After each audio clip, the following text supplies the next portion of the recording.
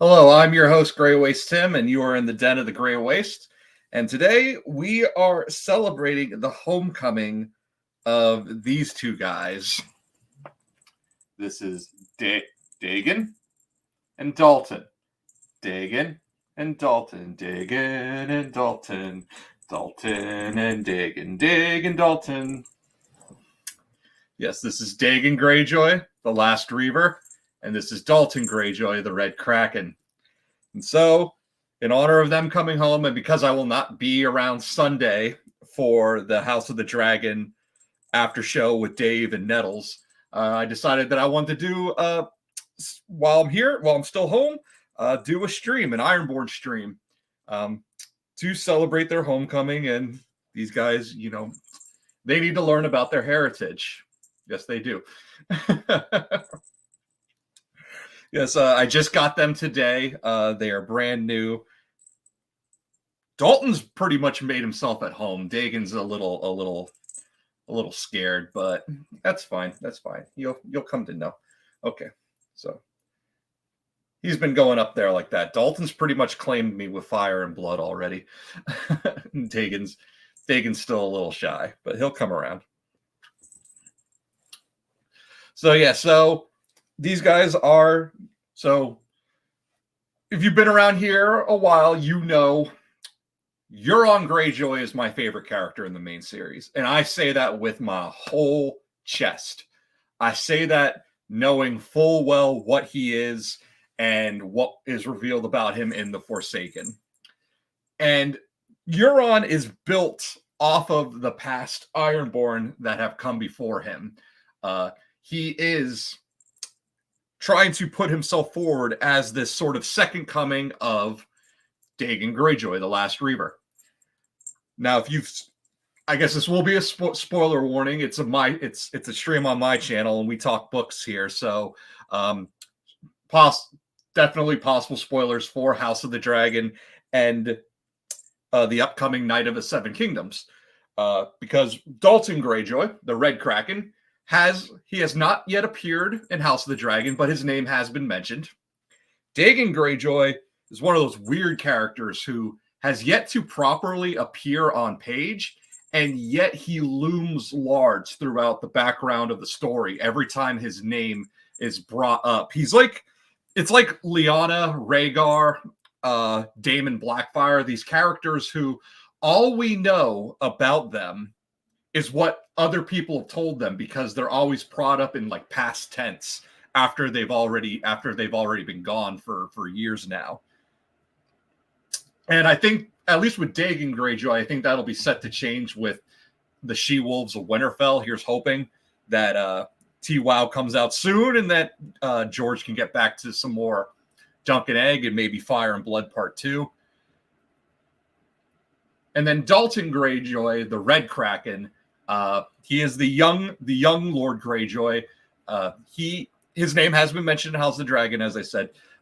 The proposal right now from the Greens is to have Dalton Greyjoy be the Master of Ships and the Admiral, because Corlys Velaryon, who was the Master of Ships, is on Rhaenyra's side.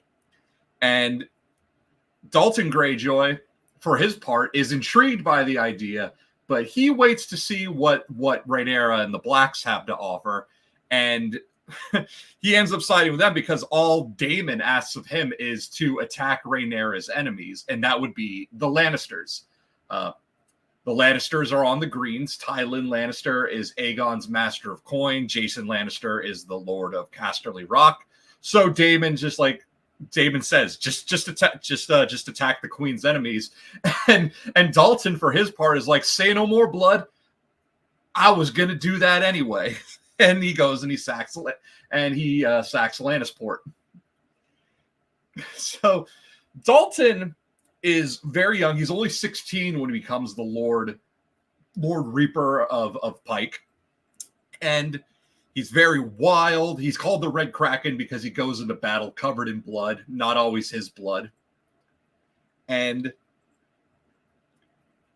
like, so David Lightbringer said it good when I was making my Twitter posts about the new kittens. Like, Dagan lies in wait, and Dalton just wants to rage and destroy, because these kittens have been running amok, and Dagan's been the more laid back one, where it's Dalton.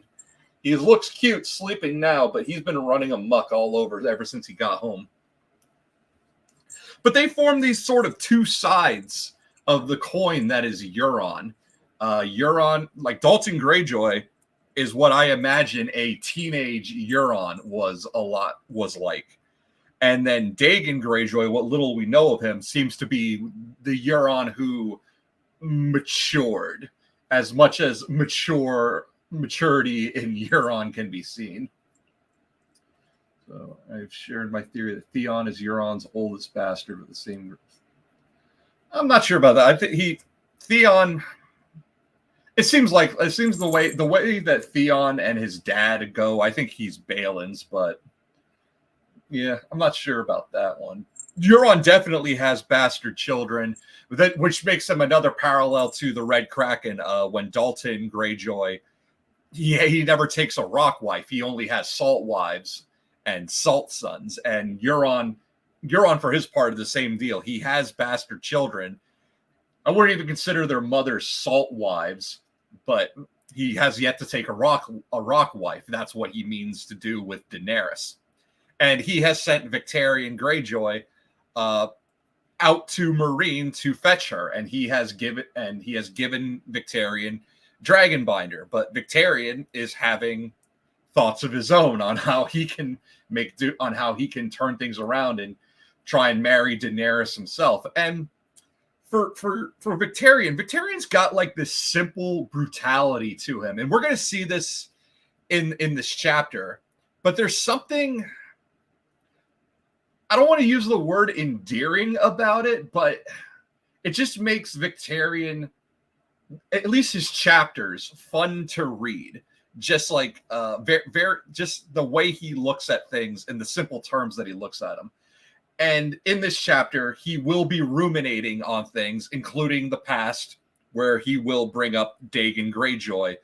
And it actually so does fit, even though this is not the Blackfire stream chapter reads or the Dornish plotline chapter reads, when it does fit in, because when Victarion gets to the point where he remarks on Dagan Greyjoy and his thoughts, it does bring up the Blackfire rebellions, because that is when Dagan Greyjoy was running amok. That's when the last Reaver was really making his name. And for the most part, the other mentions of Dagan Greyjoy are either going to be in Asha chapters and Aeron chapters, of course, but also in the Dunk and Egg novels, particularly the Mystery Knight. So without further ado, we'll just go straight into it. This is Victarion's second chapter in A Dance with Dragons, but it's the first chapter to use his name. He has 4 chapters total between Feast and Dance. The 2 in Feast are the Iron Captain and the Reaver, and then in Dance, his first chapter is the Iron Suitor, but in the second chapter, he becomes Victarion. And it's interesting that he sort of reclaims his name after Moqorro performs this black magic surgery on his infected hand wound, and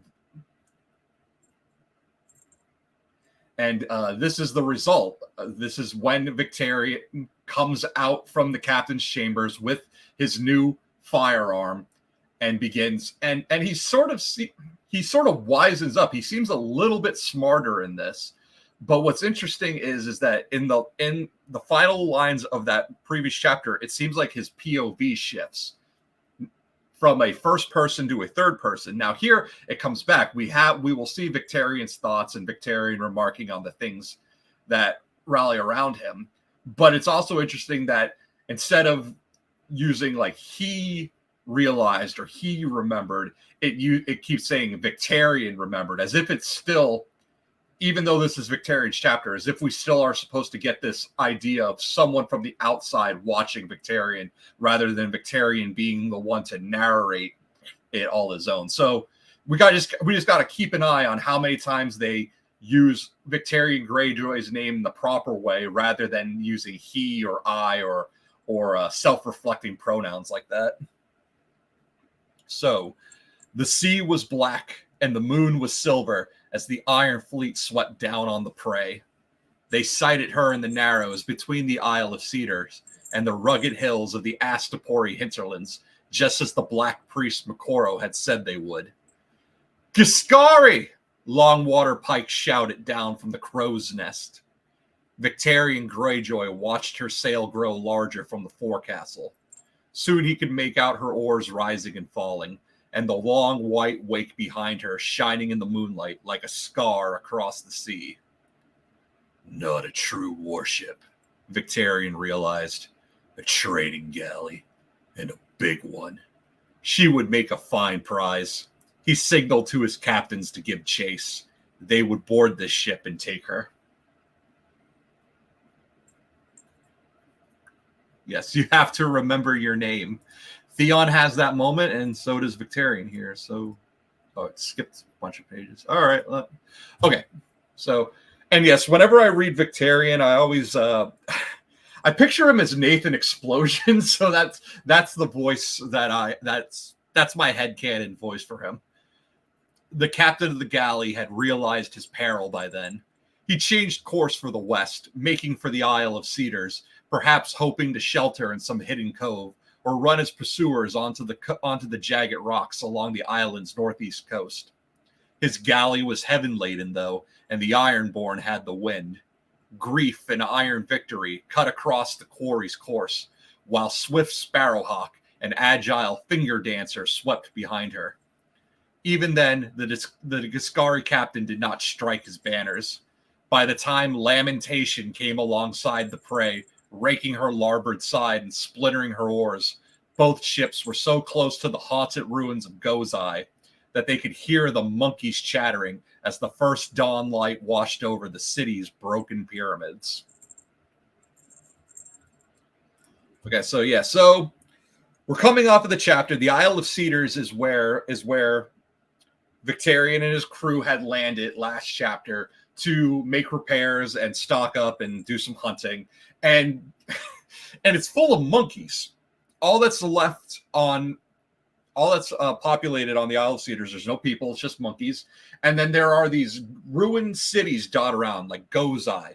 All of these places that were once part of the Valyrian freehold, but got caught up in the doom. And all that's left are the ruins and temples filled with monkeys. And it's funny, like that's all. It's because Victarion is he's annoyed by it because it seems like the monkeys are laughing at him, and Victarion Greyjoy cannot abet laughter. He always feels like someone's laughing at him, and that is because of the psychological toll that Euron has left on him. Something I've talked about with Dave. I'll try and get Dalton in frame too, both these kittens. Something I talked about with Dave is that Euron. Senator Coleman, no, I am not in the mood to talk politics in the upcoming election. No, I do not want cold calls from people saying, can we get your vote? Can we count on your vote? Can we count on your vote? Where was I? Okay, I was talking to Euron. So Euron abuses his brothers. We know that. If you've read The Forsaken, you know that he sexually abuses Aaron and Eragon when they were kids. And I've always gotten the feeling that he probably was abusing Victarion and maybe even Balon, even though Balon's the older brother. But because Victarion's so big and tough, it could probably snap Euron's jaw. It seems like Euron has been doing more while Aeron, the damp hair, and Uragon were getting the physical and sexual abuse, it seems more like Victarion was getting more of a psychological abuse. And we see this when Euron, so the story we're told, rapes Victarion's salt wife, and Victarion, because of the culture that he's raised in, beats her to death. It is an honor killing because he feels that Euron put horns on him, which basically means that he feels that Euron cucked him. And because of that, she has to die, because even though Euron's the one who committed the crime and Victarion's angry at him and hates him, the idea of kinslaying and no one being more accursed than the kinslayer is so ingrained in him that he instead takes it out on the salt wife in question. And even though she is a victim, she ends up paying the price for all of this. So he kills her, and then that's what ends up with Euron being banished. Dagan Greyjoy tells him, like, you do not return to the Iron Islands so long as I live. And the last thing Victarion remembers is Euron laughing about it as he sets his sails and goes off. So Victarion cannot abet laughter. He always, if he's in a room where other people are laughing and he doesn't know what's going on, if he doesn't get the joke and other people are laughing, then his mind immediately goes to, I'm the joke. They're laughing at me. And that is the effect that Euron has had on him. Dagan Greyjoy, we never really got to know him well enough. He was not a POV character. He didn't have much screen time. He's basically killed off screen, off page, because in the time between Storm and Feast, Balin has died, fallen over the land bridge, that's the rope bridge between Pike's Towers, but more than likely tossed off by a faceless man. In the show, they have it so that Euron does it himself. And my God, the show, when Euron is first introduced in the Game of Thrones show, there was hope because they were quoting all of the good lines, like, I am the storm, the first and last. He doesn't do the ib to a shy. He says, from Old Town to Karth, when men see my sails, they pray. But he still did the, when they see my sails. Like, it gave us such hope. And then they just completely ruined Euron. Euron show and book are two completely different characters. But yeah, so Victarion is here, and the monkeys are a thing that bring up just that feeling, that deep-seated anxiety and fear that Victarion has of people laughing at him. So we will go back. Their prize was named Giscari Dawn. The galley's captain said when he was delivered to Victarion in chains, she was out of New Geese and returning there by way of Yunkai after trading at Marine. The man spoke no decent tongue, but only a guttural Giscari full of growls and hisses, as ugly a language as Dagan Greyjoy had ever heard. Moqorro translated the captain's words into the common tongue of Westeros. The war for Marine was won, the captain claimed. The dragon... Why does it keep skipping pages? The Dragon Queen was dead, and a Giscari by the name of Hisdok ruled the city now. Victarion had his tongue torn out for lying. Daenerys Targaryen was not dead, Moqorro assured him. His red god R'hllor had shown him the queen's face in his sacred fires. The captain could not abide lies, so he had the Giscari captain bound hand and foot and thrown overboard, a sacrifice to the drowned god. Your red god will have his due, he promised Moqorro, but the seas are ruled by the drowned god. So yeah, so the thing about Victarion is that he's really coming to trust Moqorro, especially after whatever dark magic surgery Moqorro performed on him.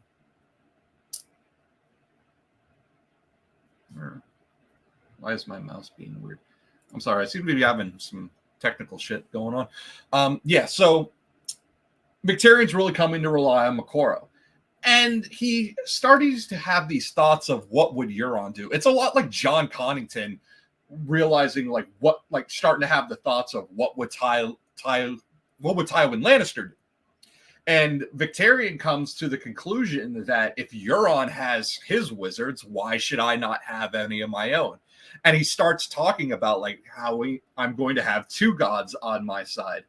Where's Daemon? Daemon is not in the room. Okay, so I'm celebrating the arrival of the new kittens, but they are very young. In fact, Dalton is only 2 months old. Dagan is 3 months old.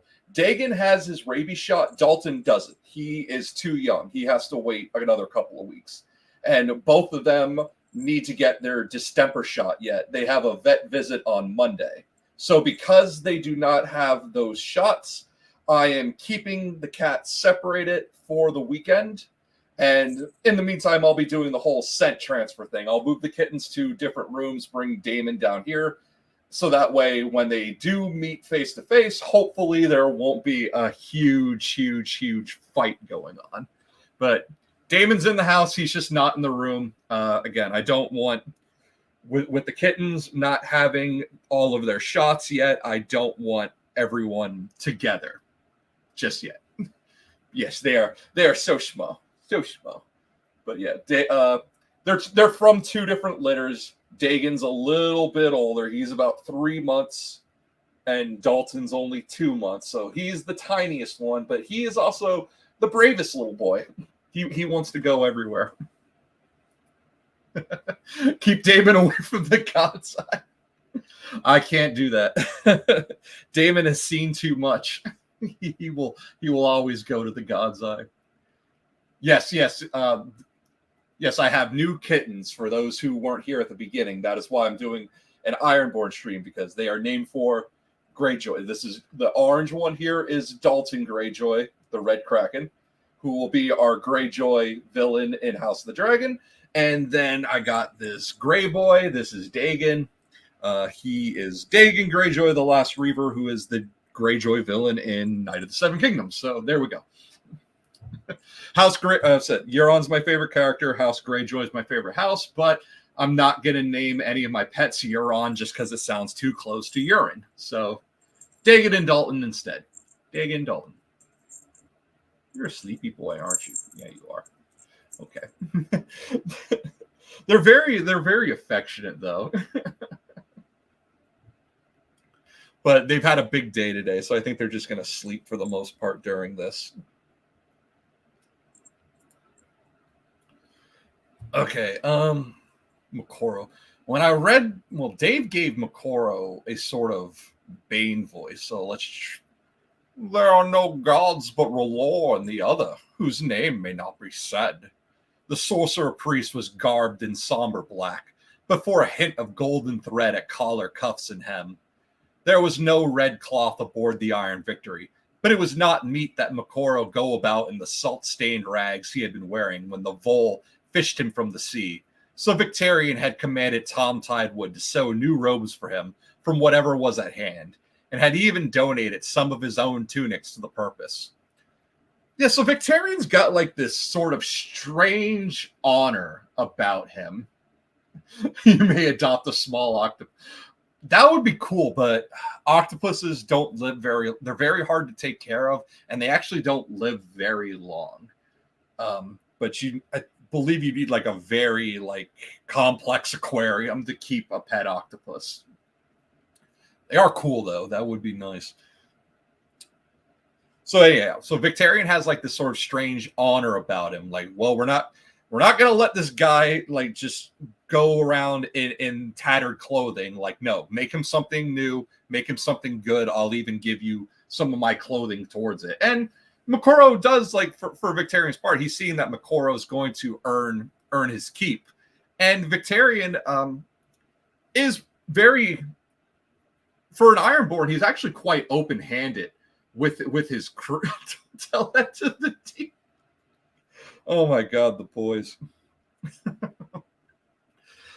Yeah, so Victarion's actually quite open-handed. Again, another Jon Con thing is when Jon Con tells Fagon, like, be open-handed, like fair and open-handed. And Victarion, in his own weird way, we always got to give that caveat to the Ironborn, but in his own weird way, Victarion does have this sort of honor and this sort of like leadership quality about him that make men want to sail with him and make men, at least up until Euron gave his speech at the King's Moot, want to vote for him and raise it and almost raise him up to the heights of King of the Iron Islands.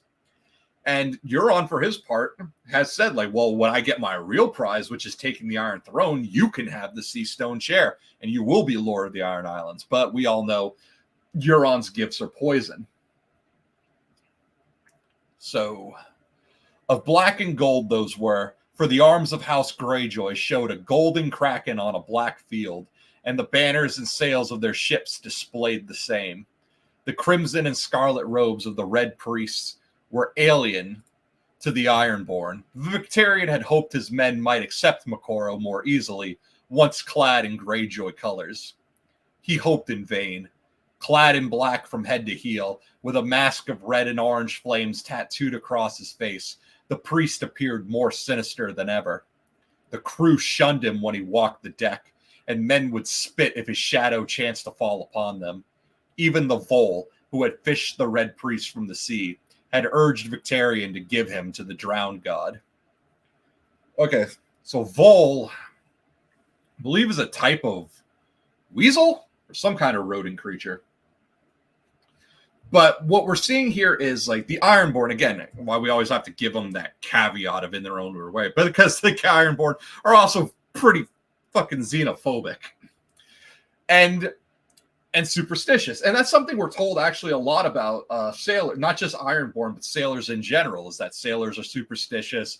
That's why a lot of legends and tall tales come from sailors. And so, like we see here, the men would spit if his shadow chanced to fall upon them. Like they're scared to death of this guy, that like he's cursed, and that like don't even touch him. Don't even let his shadow touch you, or bad things are going to happen. But again, Moqorro, though, is going to show his worth, and Victarion is going to look past these sort of superstitions that the other Ironborn have. Superstitions that we know Victarion has, because they come up in his earlier chapters, especially in Feast, the Iron Captain and the Reaver. But as this now, for one, that actually is pretty smart of Victarion. He knows that he's in uncharted waters. He's never been this far east. Ironborn normally don't go this far out. They'll raid around the Stepstones, but going past the Free Cities, going past Volantis, going all the way out to Slaver's Bay, that's pretty much unheard of. We know that in Fire and Blood, it states that Dagan Greyjoy went as far as New Geese, but Victarion and his Ironborn crew, they're going even further. I already see the Greyjoy.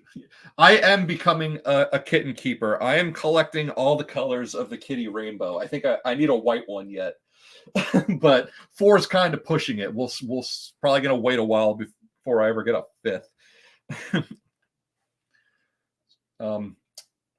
Yeah. So Victarion, again, Victarion sees the worth of Moqorro because he knows that this is all new to him, and that he as much as Victarion would hate to admit it, deep down he knows he needs help. Moqorro is translating for him because he doesn't speak Giscari. He doesn't speak any of these languages. He doesn't know the way. We'll see later, like the Dothraki Sea. He thinks it's a sea. He thinks it's an ocean. He doesn't know that Dothraki Sea is grasslands. The kittens will just find you. That happens. There are outdoor cats that live in my neighborhood that do. One of them, his name is Gary.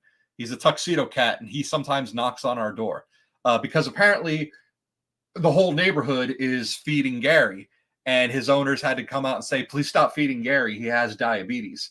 And everyone's like, "Well, you probably shouldn't let your cat roam around town because he's knocking on everyone's door because everyone's feeding him." So. I just say hi to Gary, but I don't give him anything now that I know that. Yes, he's a very distinguished gentleman, that Gary, always wearing his tuxedo. So, but Moqorro knew these strange shores in ways the Ironborn did not, and secrets of the dragon kind as well. The crow's eye keeps wizards. Why shouldn't I? His black sorcerer was more puissant than all of Euron's three, even if you threw them in a pot and boiled them down to one. The damp hair might disapprove, but Euron and his pieties were far away. So Victarion closed his burned hand into a mighty fist and said, Giscari Dawn is no fit name for a ship of the Iron Fleet. For you, wizard. What the heck? Senator Coleman again. God damn you. I don't know why I'm getting political calls. I'm just gonna fucking... All right, we're silencing the phone. I'm sorry. Go write Senator Coleman and tell him he is interrupting the Grey Waste Tim streams.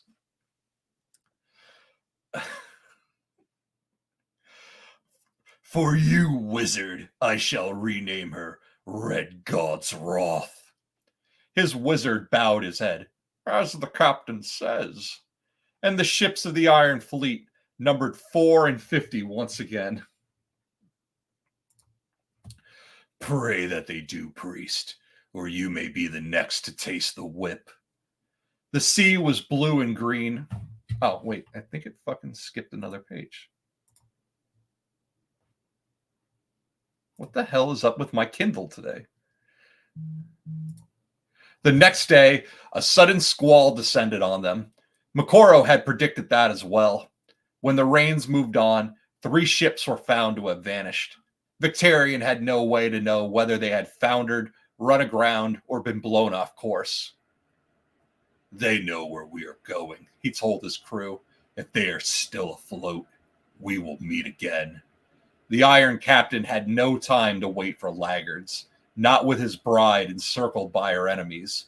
The most beautiful woman in the world has urgent need of my axe. Yeah, and yeah, Victarion's such a moron. It's endearing. And yeah, that is. And it's lines like that. The most beautiful woman in the world has urgent need of my axe. It's things like that that are going to show that sort of endearing side to him, even though he's actually such a huge brute. Besides, Moqorro assured him that the 3 ships were not lost. Each night, the sorcerer priest would kindle a fire on the forecastle of the Iron Victory and stalk around the flames, chanting prayers. The firelight made his black skin shine like polished onyx, and sometimes Victarion could swear that the flames tattooed on his face were dancing too, twisting and bending, melting into one another, their colors changing with every turn of the priest's head. And yeah, so like when we think of Melisandre, right? In Melisandre's POV chapter, it seems like she is trying to transcend her humanity and become a sort of fire white, as we could say, something like what Beric Dondarrion has been going through.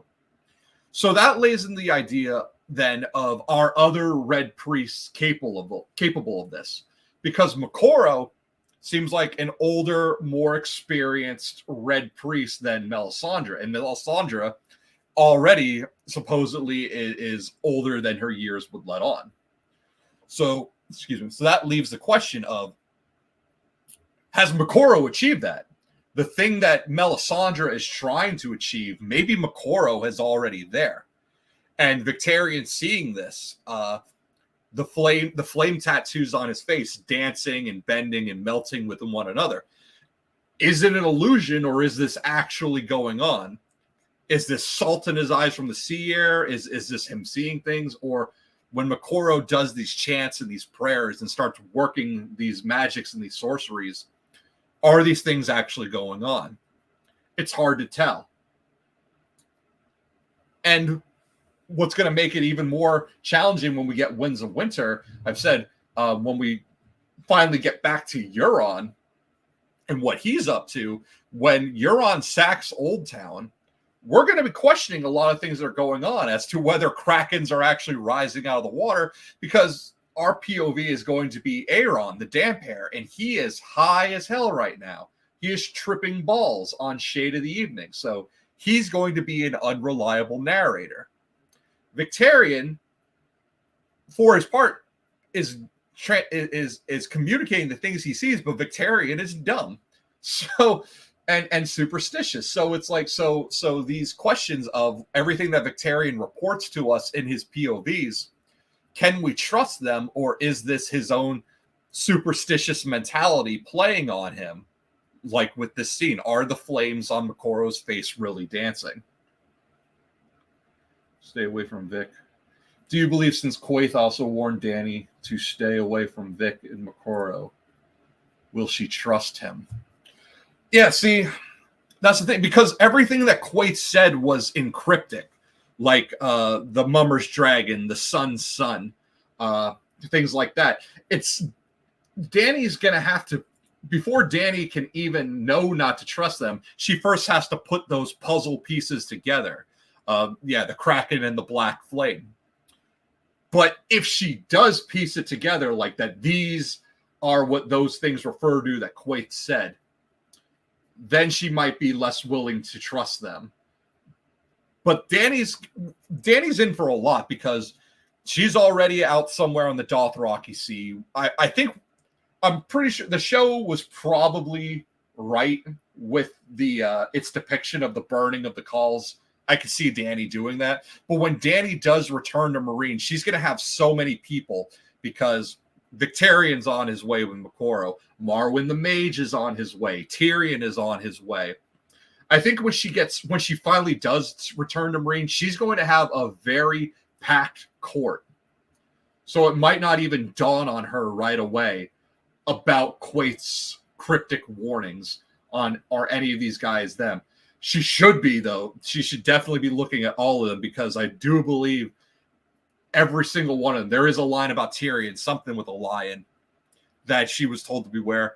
I actually have to look up the line, because I'm not sure if any of those apply to Marwyn. There is the perfume seneschal.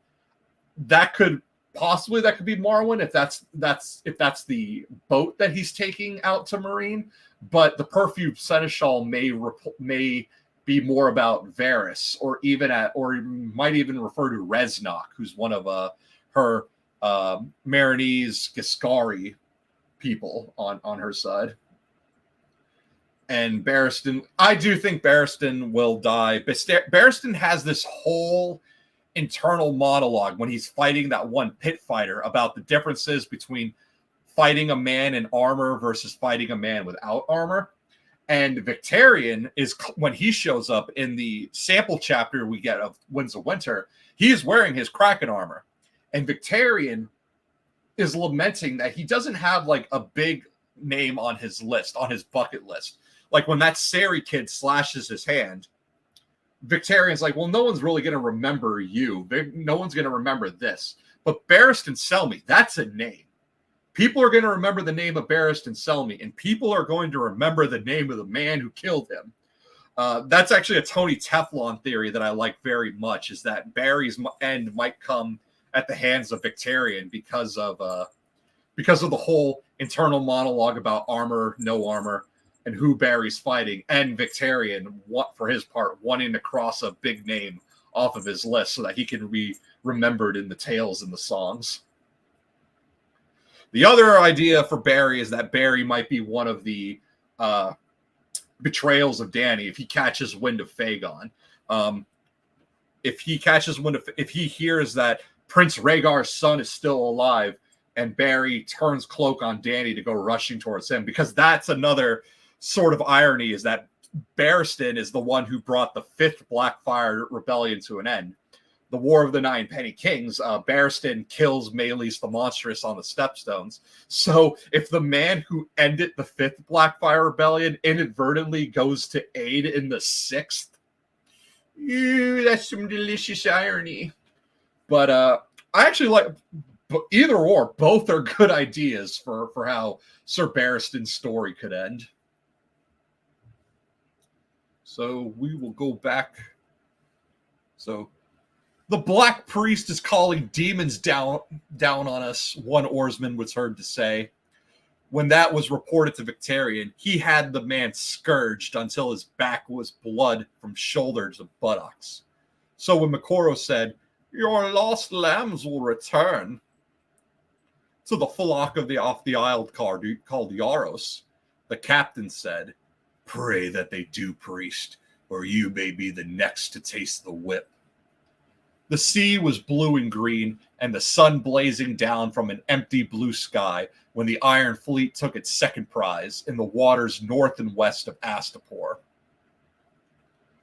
This time, it was a Mirish cog named Dove, on her way to Yunkai by way of New Geese, with a cargo of carpets, sweet green wines, and Mirish lace. Her captain owned a Mirish eye that made far-off things look close. 2 glass lenses and a series of brass tubes, cunningly wrought so that each section slid into the next, until the eye was no longer than a dirk. Okay, so this just sounds like a telescope. Victarion claimed that treasure for himself. The cog he named Shrike. Her crew would be kept for ransom, the captain decreed. They were neither slaves nor slavers, but free mermen and seasoned sailors. Oh, free mermen. So Victarion, who is a kraken, symbolically just captured a fleet of squishers. And squishers, such men were worth good coin. Sailing out of Myr, the Dove brought them no fresh news of Marine or Daenerys, only stale reports of Dothraki horsemen along the Rhoyne, the Golden Company upon the march, and other things Victarion already knew. So that right there is another important one, that the Golden Company is on the march. So we keep that in our mind of like all these things that are as Victarion is making his way east, the Golden Company is starting to make their way west. "What do you see?" the captain asked his Black Priest that night as Moqorro stood before his night fire. "What awaits us on the morrow? More rain." It smelled like rain to him. "Gray skies and strong winds," Moqorro said. "No rain. Behind come the tigers. Ahead awaits your dragon." Your dragon. Victarion liked the sound of that. "Tell me something I do not know, priest." "The captain commands and I obey," said Moqorro. The crew had taken to calling him the Black Flame, a name fastened on him by Stefar Stammerer, who could not say Moqorro. Oh, yeah, so, and that is the name that is what Quaith refers to him as. So, yeah, maybe Danny will hear one of the Ironborn, refer to Moqorro as Black Flame, and that could be the thing that, like, you know, kicks those things back into gear of, like, maybe I should be, oh, crap. That's something Quaith said. I think I need to look at these guys closer. By any name, the priest had powers.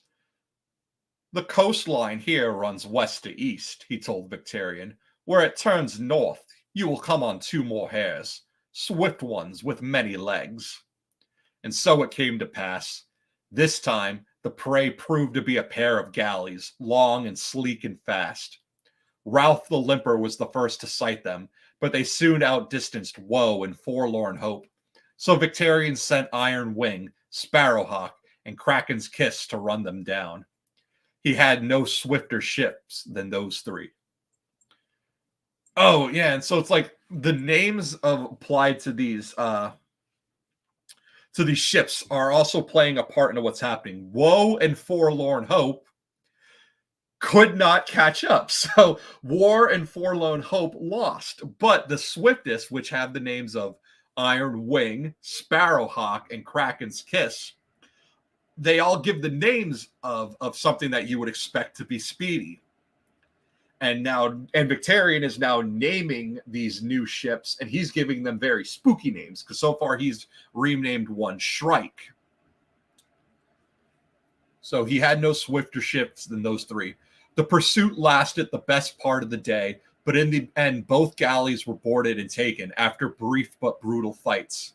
They had been running empty, Victarion learned, making for new geese to load supplies and weapons for the Giscari.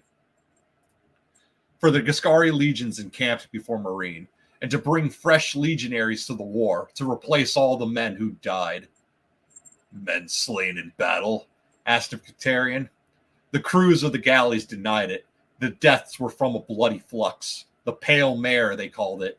And like the captain of the Giscari Dawn, the captain of the galleys repeated the lie that Daenerys Targaryen was dead. Yeah, so the Pale Mare is, the bloody flux, which is the disease that is currently making its way into Marine. And the Yunkai are launching corpses with catapults into Marine, corpses of people who have died from the bloody flux, which is that's a Mongol tactic they used to during the days of the plague. And the fact that it's called the Pale Mare, it is a reference to death, and he will come riding a pale white horse. If you've watched Supernatural, like, that should kick your eyes, kick your brains into gear about the four horsemen of the apocalypse and the colors of the horses they ride. Death rides a pale mare. So, give her a kiss for me in whatever hell you find her, Victarion said. He called for his axe and took their heads off there and then.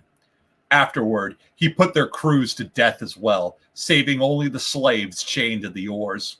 He broke their chains himself and told them that they were now free men and would have the privilege of rowing for the Iron Fleet, an honor that every boy in the Iron Islands dreamt of growing. The Dragon Queen free slaves, and so do I, he proclaimed. So,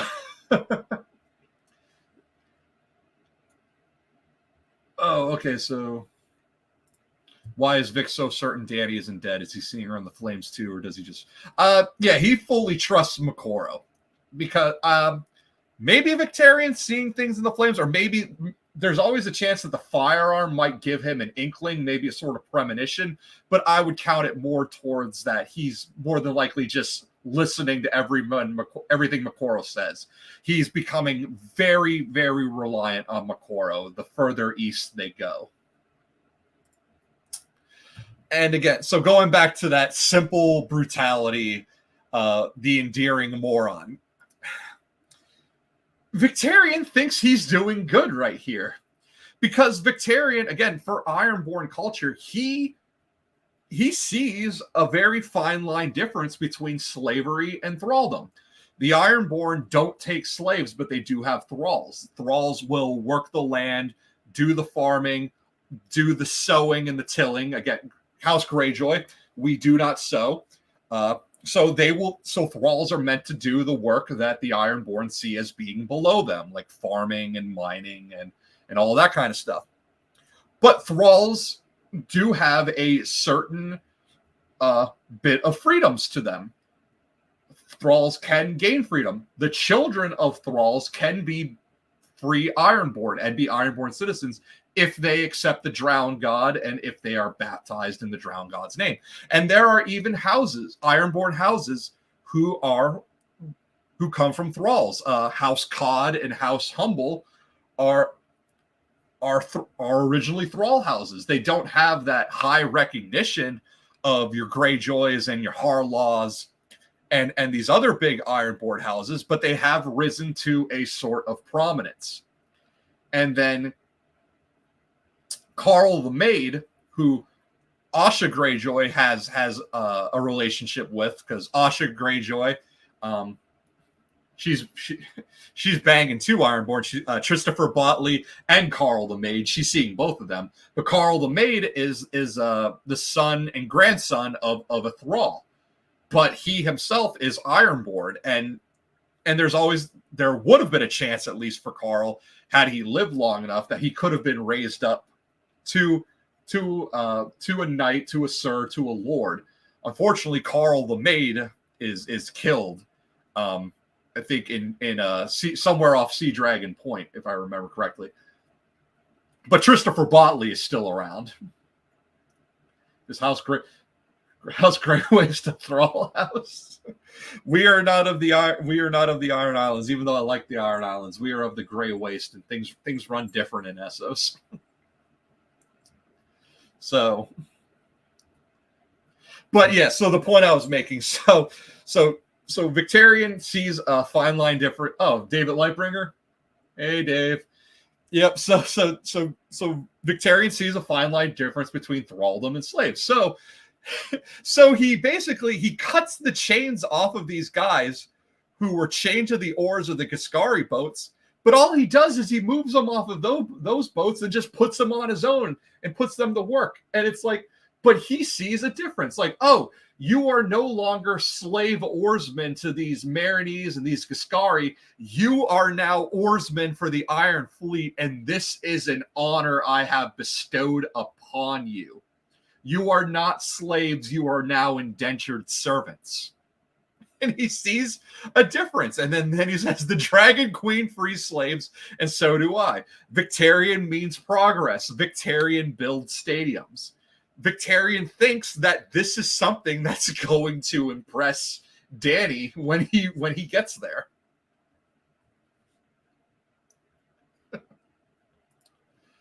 The galleys he renamed Ghost and Shade. Okay, so three new ships: Ghost, Shade, and Shrike. So he's giving them all spooky, undead names. All of these things invoke monsters and spirits.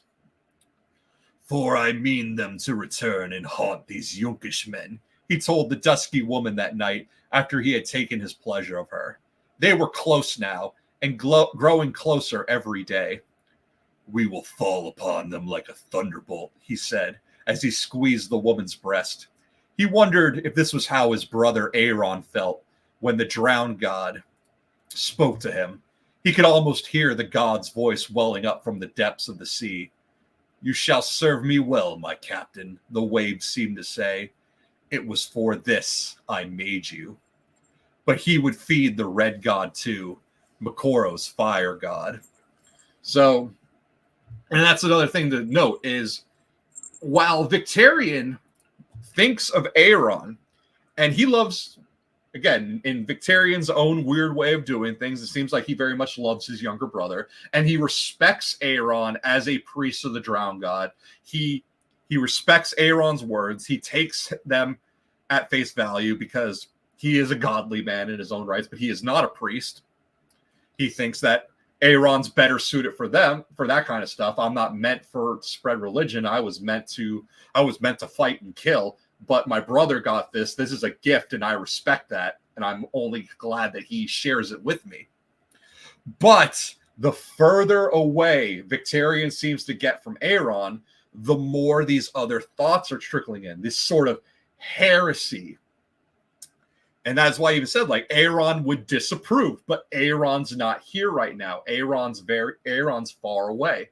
So it's like the further Victarion gets away from the Ironborn, the more he seems to be opening up to these new ideas. And again, that could also be a result of the black magic sorcery, or it just could be that Victarion is getting a new worldliness about him. People who come from insulated, more xenophobic places like the Iron Islands, that isn't to say that they're always going to be stuck in those ways. People can grow. Victarion definitely is moving away from the superstitions that his crew shares by welcoming Moqorro and even becoming reliant on him and working closely with him. And he is beginning to accept more of what R'hllor has to offer, and that is why he is now working it into his ideals. Because, hey, if I can get two gods on my side, who can stop me? Two gods is better than one, right? And of course, our story is a song of ice and fire. We got these opposing forces, dueling opposites, one fighting against the other. The Robert Frost poem that the world could end in both fire and ice.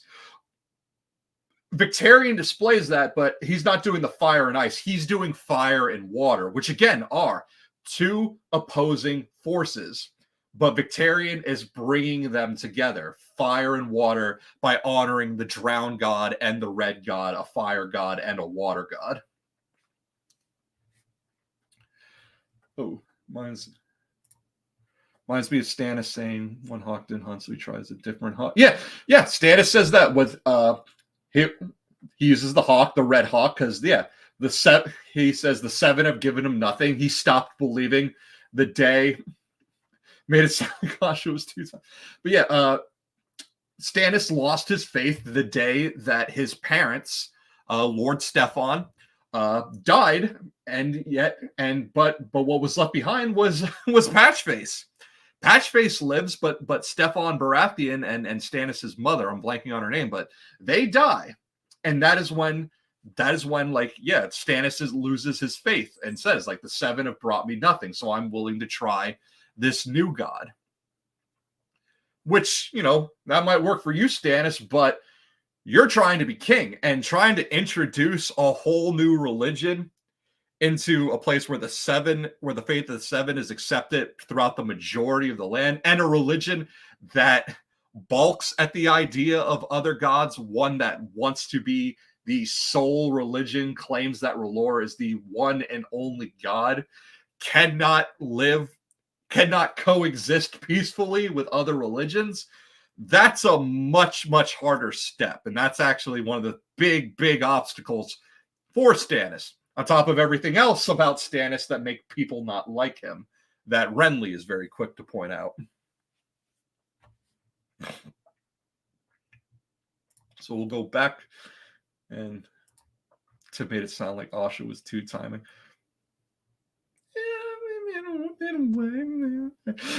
No, but she did have them both. We'll say that, and some Lyseni sailor who, all the power to Asha. She's living the way that a woman never really could live in this world. She's enjoying the things that Rhaenyra enjoyed. That Alicent would look at Asha the way she looks at Rhaenyra. Where is duty? Where is sacrifice? Why are you having fun with all of these handsome men that I don't get to?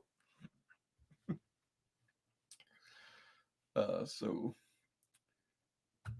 it was this I made you. Okay. But he would feed the red god too, Moqorro's fire god. The arm the priest had healed was hideous to look upon, pork crackling from elbow to fingertips. Sometimes, when Victarion closed his hand, the skin would split and smoke, yet the arm was stronger than it had ever been. 2 gods are with me now, he told the dusky woman. No foe can stand before 2 gods. Then he rolled her on her back and took her once again. When the cliffs of Yaros appeared off their larboard bows, he found his 3 lost ships waiting for him, just as Moqorro had promised. Victarion gave the priest a gold torque as a reward. So a torque is like a sort of neck ring. So again, showing that Victarion, in his own weird way, he is open-handed. You do things for him like, hey, you were right. Here's a reward. Solid gold ringlet. Put that on. That's nice. Enjoy that. Now he had a choice to make. Should he risk the straits or take the Iron Fleet around the island? The memory of Fair Isle still rankled in the Iron Captain's memory. Stannis Baratheon had descended on the Iron Fleet from both north and south whilst they were trapped in the channel between the island and the mainland, dealing Victarion his most crushing defeat. So here Victarion is thinking back to the Greyjoy rebellion. Robert had been seating the throne for only a couple of years, but he still was sort of untested. And so Balon Greyjoy starts pushing his luck. And this is the thing that happens in real life whenever new dynasties are established. It's very common for that to happen, for someone to try and push their luck for these new untested kings, especially coming off of the Targaryens' near 300-year reign. But it said that Robert smiled when he heard the news because Robert was always more a warrior than a king. And the Greyjoy rebellion gave him a new spring in his step, and was instantly shut down. But yeah, so Victarion had his most crushing defeat during the Greyjoy Rebellion, and it comes at the hands of Stannis, because Stannis is the master of ships at that point. We don't know, which is a question of that's sort of left in the blank spaces that George is yet to fill out, which is when exactly does House Velaryon stop being the masters? Because for a long time, up until the dance, the master of ships had always been a Velaryon, almost to the point where it was seen as basically an inherited position. And the last one we hear about is Alan Oakenfist, but we don't know who the master of ships is after him. So the question becomes then, like, when did it stop being the Velaryons? When did they sort of lose their seat? Because eventually, when Robert wins the war, Stannis is now the master of ships, and the Velaryons are now sworn to Stannis.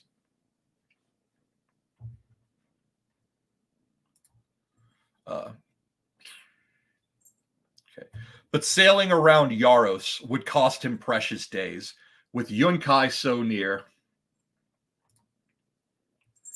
Shipping in the straits was like to be heavy, but he did not expect to encounter Yunkish warships until they were closer to Marine. What would the crow's eye do? He brooded on that for a time, then signaled to his captains. We sail the straits. So yeah, Victarion thinking when he has a question like this and he doesn't know what to do, and he starts thinking of what would Euron do.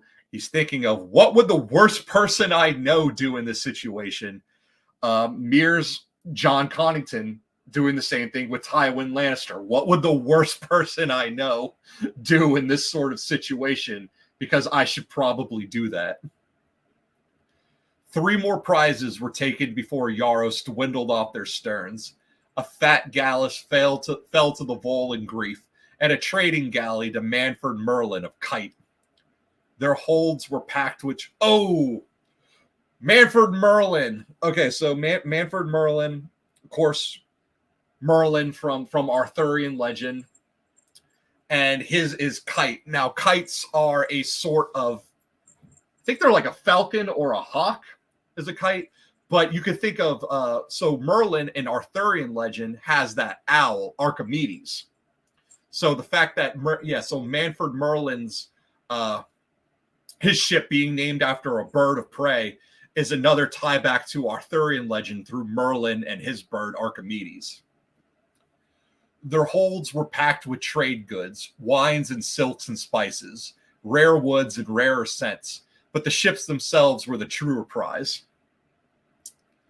Later that same day, a fishing catch was taken by 7 skulls and Thrall's Bane. She was a small, slow, dingy thing, hardly worth the effort of boarding. Victarion was displeased to hear that it had taken 2 of his own ships to bring the fishermen to heel. Yet it was from their lips that he heard of the Black Dragon's return. The Silver Queen is gone, the catch master told him. She flew away upon her dragon, beyond the Dothraki Sea. Where is this Dothraki Sea? He demanded. I will sail the Iron Fleet across it and find the Queen wherever she may be. The fisherman laughed aloud. That would be a sight worth seeing. The Dothraki Sea is made of grass, fool. He should not have said that. This is what we said earlier. Victarion cannot stand people laughing at him. That is something that is ingrained in him, onto his bones, onto his very soul by Euron. That is his trigger. Do not laugh at Victarion. You can laugh with Victarion, but do not laugh at Victarion. He should not have said that. Victarion took him around the throat with his burned hand and lifted him bodily into the air. Yeah, lifted him bodily into the air, Dagan. Slamming him back against the mast, he squeezed till the Yunkishman's face turned as black as the fingers digging into his flesh. Okay. If you're an old, WWE fan, back in the days of Undertaker, right? Victarion is like Kane. Kane, when he was first introduced, Kane, when he had the mask and the Victarion is choke slamming bitches right here. Okay, he is Kane from like the WWF Attitude Era. That is how I picture him in this scene. The man kicked and writhed for a while, trying fruitlessly to pry loose the captain's grip. No man calls Victarion Greyjoy a fool and lives to boast of it. When he opened his hand, the man's limp body flopped to the deck. Longwater Pike and Tom Tidewood chucked it over the rail, another offering to the drowned god. Okay, Dave, if you're still here, I've been trying to do your Bane voice for Moqorro. Your drowned god is a demon, the black priest Moqorro said afterward. He is no more than a thrall of the other, the dark god whose name must not be spoken. Take care, priest, Victarion warned him. There are godly men aboard this ship who would tear out your tongue for speaking such blasphemies. Your red god will have his due, I swear it. My word is iron. Ask any of my men. The black priest bowed his head. There is no need. The Lord of Light has shown me your worth. He has shown me your worth, Lord Captain. Every night in my fires, I glimpse the glory that awaits you. Those words pleased Victarion Greyjoy mightily, as he told the dusky woman that night. My brother Balin was a great man, he said, but I shall do what he could not. The Iron Island shall be free again, and the old way will return. Even Dagan could not do that. Okay, boy. This is where you learn of your heritage. That Vic voice just now is back. Thank you. Yes, I'm trying to switch back between Bane and Nathan Explosion for Moqorro and Vic. But here we are. So Victarion has just brought up the name of Dagan Greyjoy, the last Reaver. Almost 100 years had passed since Dagan Greyjoy sat the Seastone chair, but the Ironborn still told tales of his raids and battles. And yes, it should be noted that Dagan is the name of a Sumerian god and is used by Lovecraft for his story Dagan. Dagan is a story of a giant fish monster who is very important to the Deep Ones. So George, of course, incorporating Lovecraft into these stories, gives the name Dagan should be seen as very important. And it's a name that will continue on and on and on through Ironborn legend, just in the way that a lot of Starks get named Bran, going back to Bran the Builder or Bran the Shipwright or any other famous Bran. Dagan is a name that's held up to a high standard in Ironborn. And in our main story, we will get someone who is not deserving, well, two that actually don't really seem deserving of the name. Dagan Cod, the man who looks like his father had sired him onto a fish, which is one of our biggest telltale clues of Ironborn, Squisher, Deep Ones connections. Because the Cods are looked down upon. Their words are, though men do hate us, they're seen as inbred rednecks. And to be looked upon that by the Ironborn must mean that there's something incredibly wrong with you for them to look at you with such disdain. That they're a bunch of Cuttermans. And then there's also Dagon the Drunkard. He is a member of House Greyjoy. He's a distant cousin to Asha and Theon. But that name, Dagan the Drunkard, sounds very similar to Daeron the Drunkard, who is a man who would have dragon dreams. So George is always using like these little connections where even if they're not always fully connected, they're pushed in there to make you think of something else. So ruminating now on some Ironborn history. Almost 100 years had passed since Dagan Greyjoy sat the Seastone chair. I'm going to hold you. Let's let everyone get a good look at you again. This is Dagan. And the sleeping orange one back here is Dalton. For those just joining us. New kittens. Dagan, Dalton. Dalton, Dagan. All right.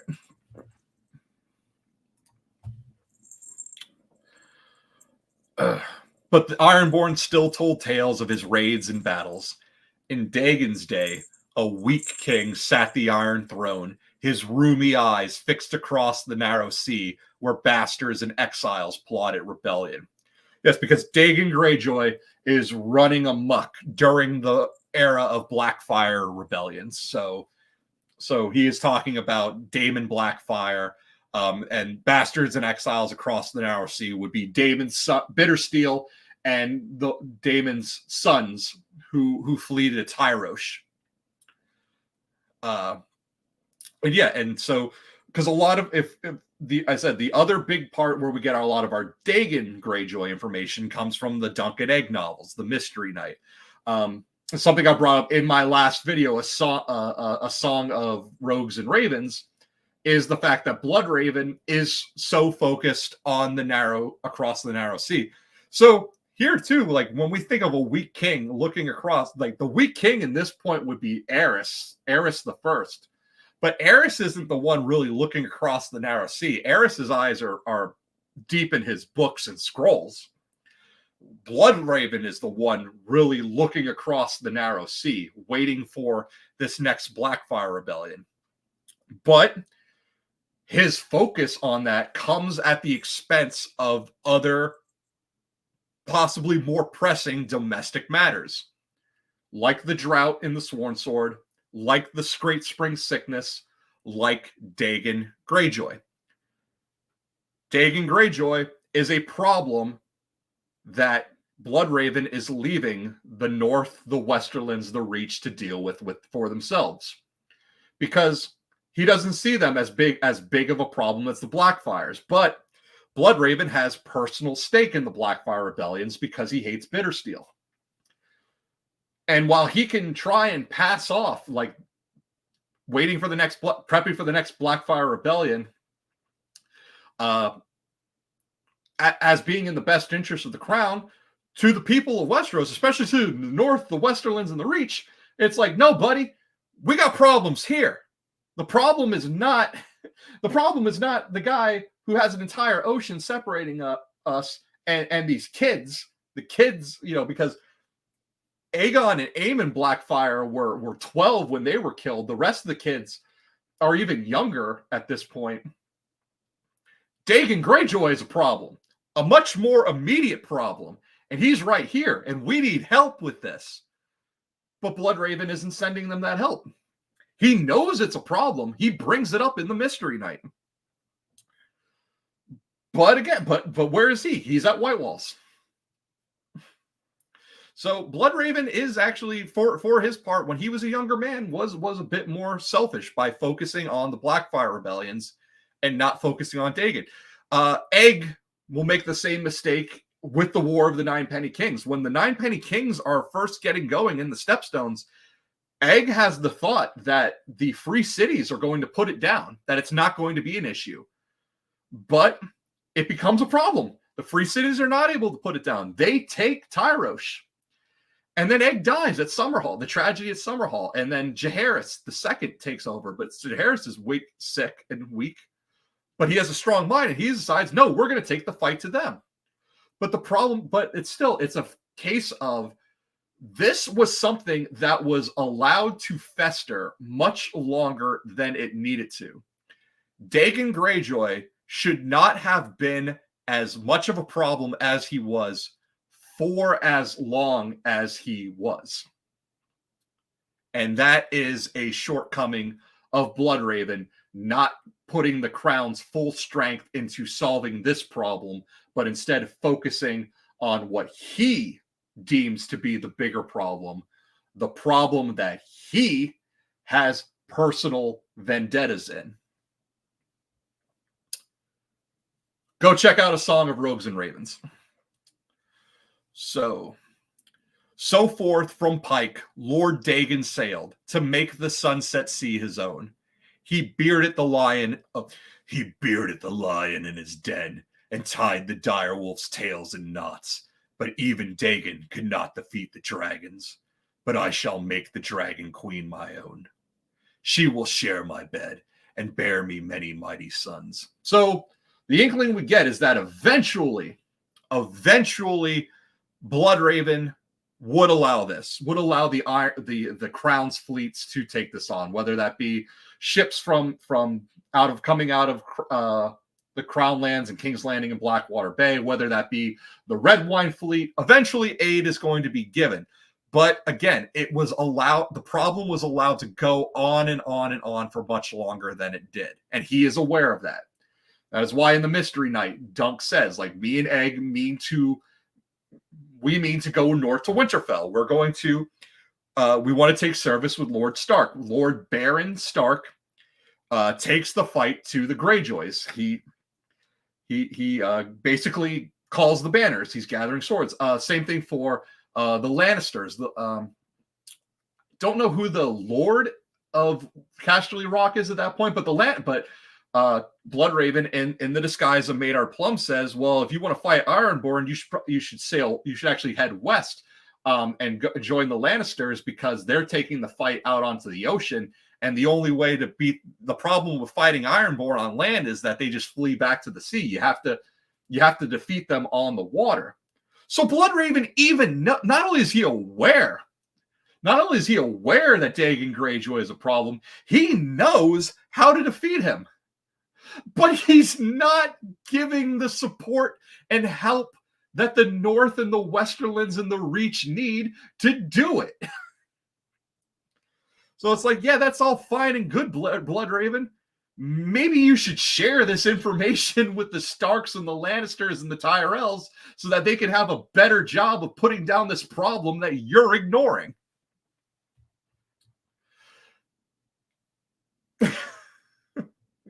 I'm sorry. It's just, it really hammers home, how similar Bloodraven and Daemon are, that I really tried to highlight in that video of the way that they will use their personal vendettas, but present them as being in the best interests of a crown that they do not wear.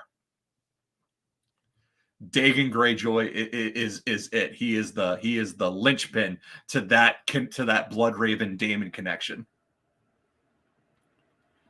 That night, the ships of the Iron Fleet numbered 60. Strange sails grew more common north of Yaros. They were very near to Yunkai, and the coast between the Yellow City and Marine would be teeming with merchantmen and supply ships coming and going. So Victarion took the Iron Fleet out into the deeper waters beyond the sight of land. Even there, they would encounter other vessels. Let none escape to give warning to our foes, the Iron Captain commanded. None did. The sea was green and the sky was gray.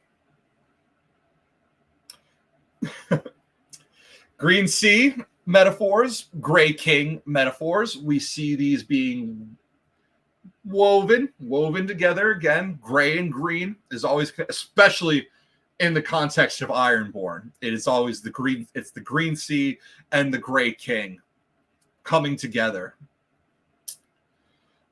So sea was green and the sky was gray. The morning grief and warrior wench and Victarion's own Iron Victory captured the slaver galley from Yunkai in the waters north of the Yellow City. All right, that is packed. We gotta stop and look at that one. So these ship names again. So we just said the sea was green, sky was gray, and that's green sea and gray king metaphors. Grief. And it's during this that grief and warrior's wench and Iron Victory are here. So if we think of like an Azor Ahai parallel here, and ancient mariner theory that the Ironborn are not first men, that they're actually descendants of these people who sailed across the Sunset Sea from the former great empire, the Dawn, while it was crumbling. This is how we get like their Danes, our high towers, some of our Ironborn houses, all these people who get lumped into first men yet are very distinctly different from first men, at least the ones that cross the arm of Dorne. So the killing of Nissa Nissa, grief, warrior wench. Again, it would be an insulting term for Nissa Nissa to call her a wench, but still, the warrior's wench, Azor Ahai, driving his sword through Nissa Nissa. But then what comes of that is the iron victory. He forges Lightbringer. He forges this steel sword. And he captures the galley from Yunkai in the waters to north of the Yellow City. So, again, this is like some King in Yellow shit right here, because the Greyjoys, just like the Baratheons, the whole black and yellow, yellow and black motif is King in Yellow characters. So that would be, and for the King in Yellow, this would be the king, this would be the city of Carcosa, the city of Memorable. What George does is he'll take these Lovecraftian names for stories and evil others, like, because Carcosa comes from Ambrose Bierce, an inhabitant of Carcosa, adapted by Robert W. Chambers for the King in Yellow, and then adapted further for Lovecraft. And then George takes the names like Ib, Lang, Kadath, Carcosa, and he puts them all the way out in the Far East. But then in the more immediate East, he will create his own things, his own cities, but they still symbolically represent the Lovecraftian ones because they share aspects of that. Valyria, now, even though that George actually has Kadath out in the Grey Waste, we're never going to see Kadath on page. But we do know of the Valyrian Freehold, which is the Valyrians closer to gods than men, which we're fed that line too more in House of the Dragon. Valyria is like George becomes a stand-in for Lovecraft's original Kadath, this city of the gods, this city where these godlike heavenly people live and rule, and they're all pretty beautiful dragon lords. And of course, it's also Elric of Melniboné shoved in there. Yunkai, as the Yellow City, plays that King in Yellow role in the more immediate stories. And that's why we get like Yeznek, the yellow whale, the guy who caught some weird disease in the Thorios and constantly pissing himself. He is a King in Yellow figure. So Yunkai, the Yellow City, is like George's own Carcosa, even though I said it's confusing because he actually does throw in a Carcosa out in the Far East, but he also creates his own version closer that does appear into the story that has the same symbolic meaning. So yeah, so that was packed. That not even the full paragraph. Those couple sentences were packed with so you see again like just how much George with almost every sentence, nearly every word, just packs so much symbolism and metaphor into the story, and how a lot of it and how much of it is drawing on the works of the writers that he grew up with and takes inspiration from. So in her holds were 20 perfumed boys and 80 girls destined for the pleasure houses of Lys. Her crew never thought to find peril so close to their home waters, and the Ironborn had little trouble taking her. She was named the Willing Maiden. Victarion put the slavers to the sword, then sent his men below to unchain the rowers. You row for me now. Row hard and you shall prosper. So he's doing the same thing again. Unchain the slaves, but just put them on, but then just move them to our ships and put them back to work there. You're not slaves, you're indentured servants. There's a very fine line difference. Don't make me explain it. There's a difference. Victarion really believes this. He believes that he is an abolitionist by raising them up from slaves to thralls. And it's like, but that's just slavery with extra steps. The girls, and we continue.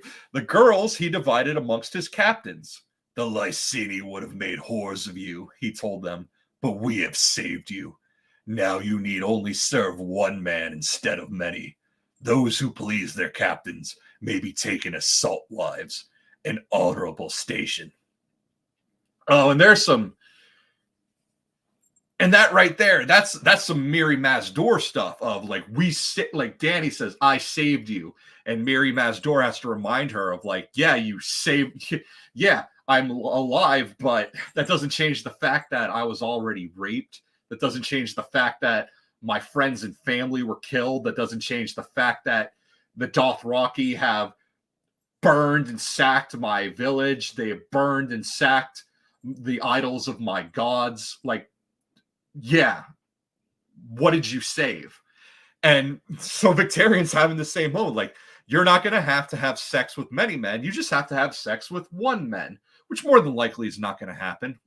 It's Ironborn. They're probably going to pass them around. But it's the fact that Victarion sees this as a good. He sees this as progress. He's seeing it as in, it's not, it's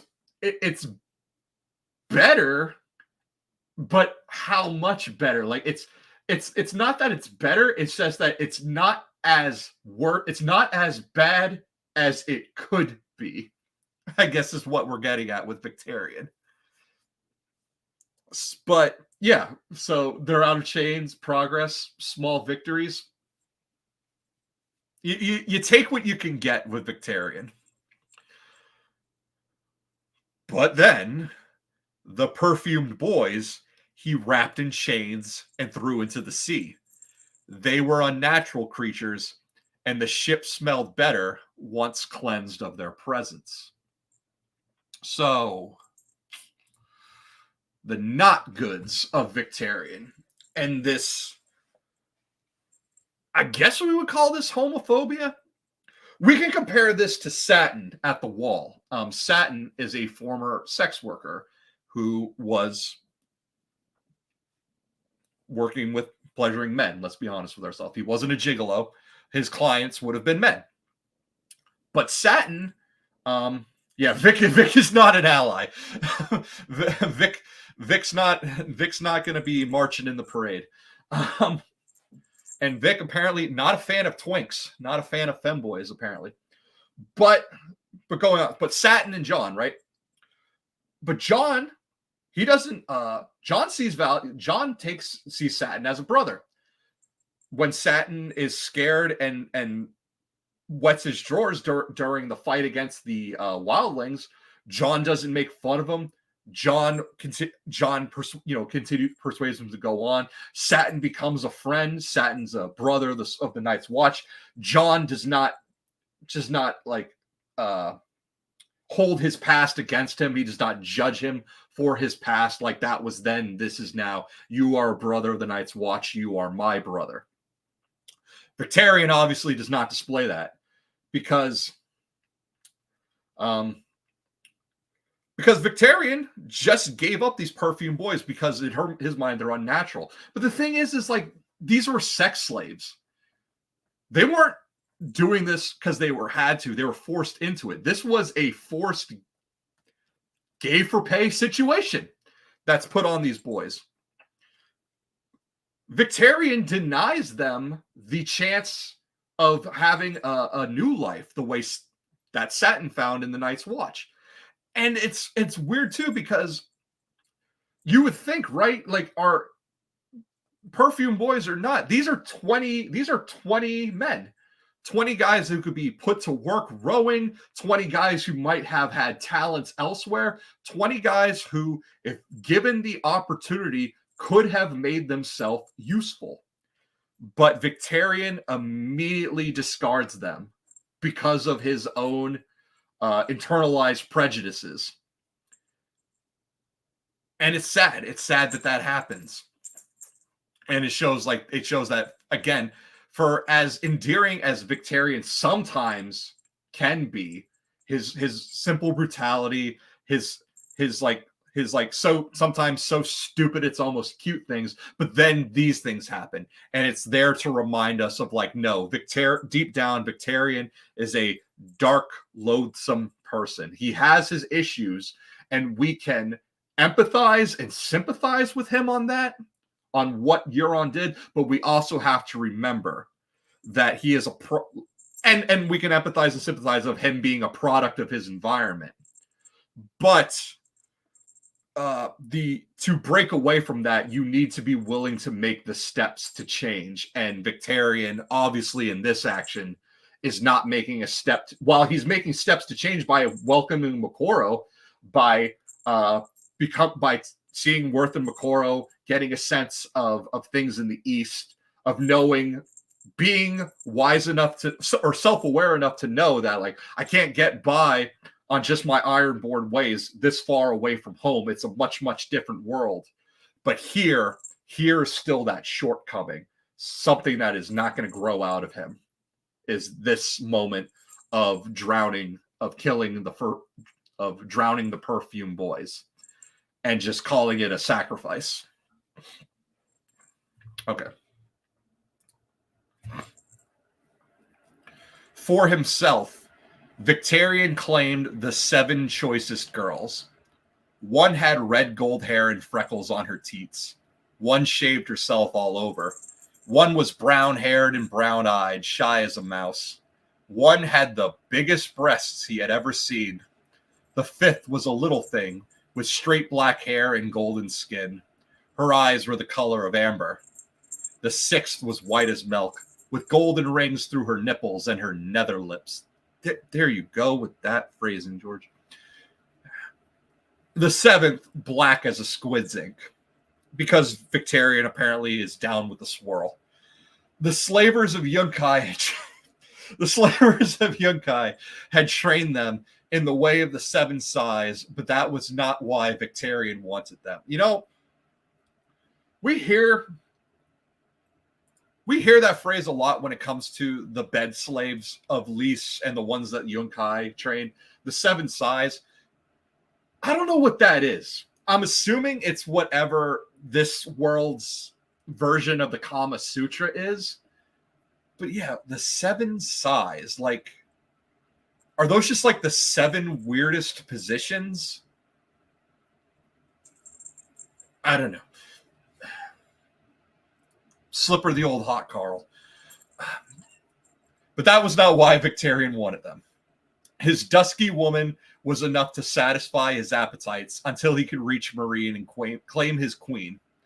No man had need of candles when the sun awaited him. Wow, Victarion, that's poetry. Maybe you should write that down. The galley he renamed Slaver's Scream. With her, the ships of the Iron Fleet numbered 1 in 60.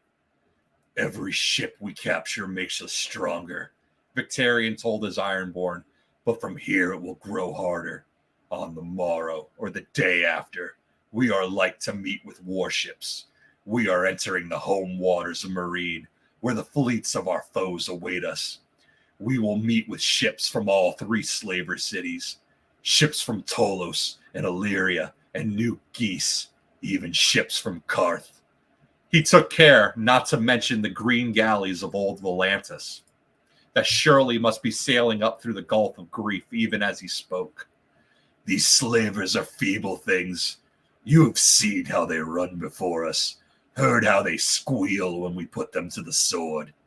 Every man of you is worth 20 of them, for only we are made of iron. Remember this when first we next spy some sailor slaves. Give no quarter and expect none. What need have we of quarter? We are the Ironborn, and 2 gods look over us. We will seize their ships, smash their hopes, and turn their bay to blood. Blood. Ocean. The lands coagulated and my helmet's ventilated, though my father's fascinated from the shores and renegated. Yeah, Nathan Explosion. We'll just sing Blood Ocean. You're all going to drown and die tonight in oceans of blood. A great cry went up at his words. The captain answered with a nod, grim face, then called for the 7 girls he had claimed to be brought on deck, the loveliest of all those found aboard the Willing Maiden. He kissed them each upon the cheeks and told them of the honor that awaited them, though they did not understand his words. Then he had them put aboard the fishing ketch that they had captured, cut her loose, and had her set afire. With this gift of innocence and beauty, we honor both the gods, he proclaimed as the warships of the Iron Fleet rode past the burning ketch.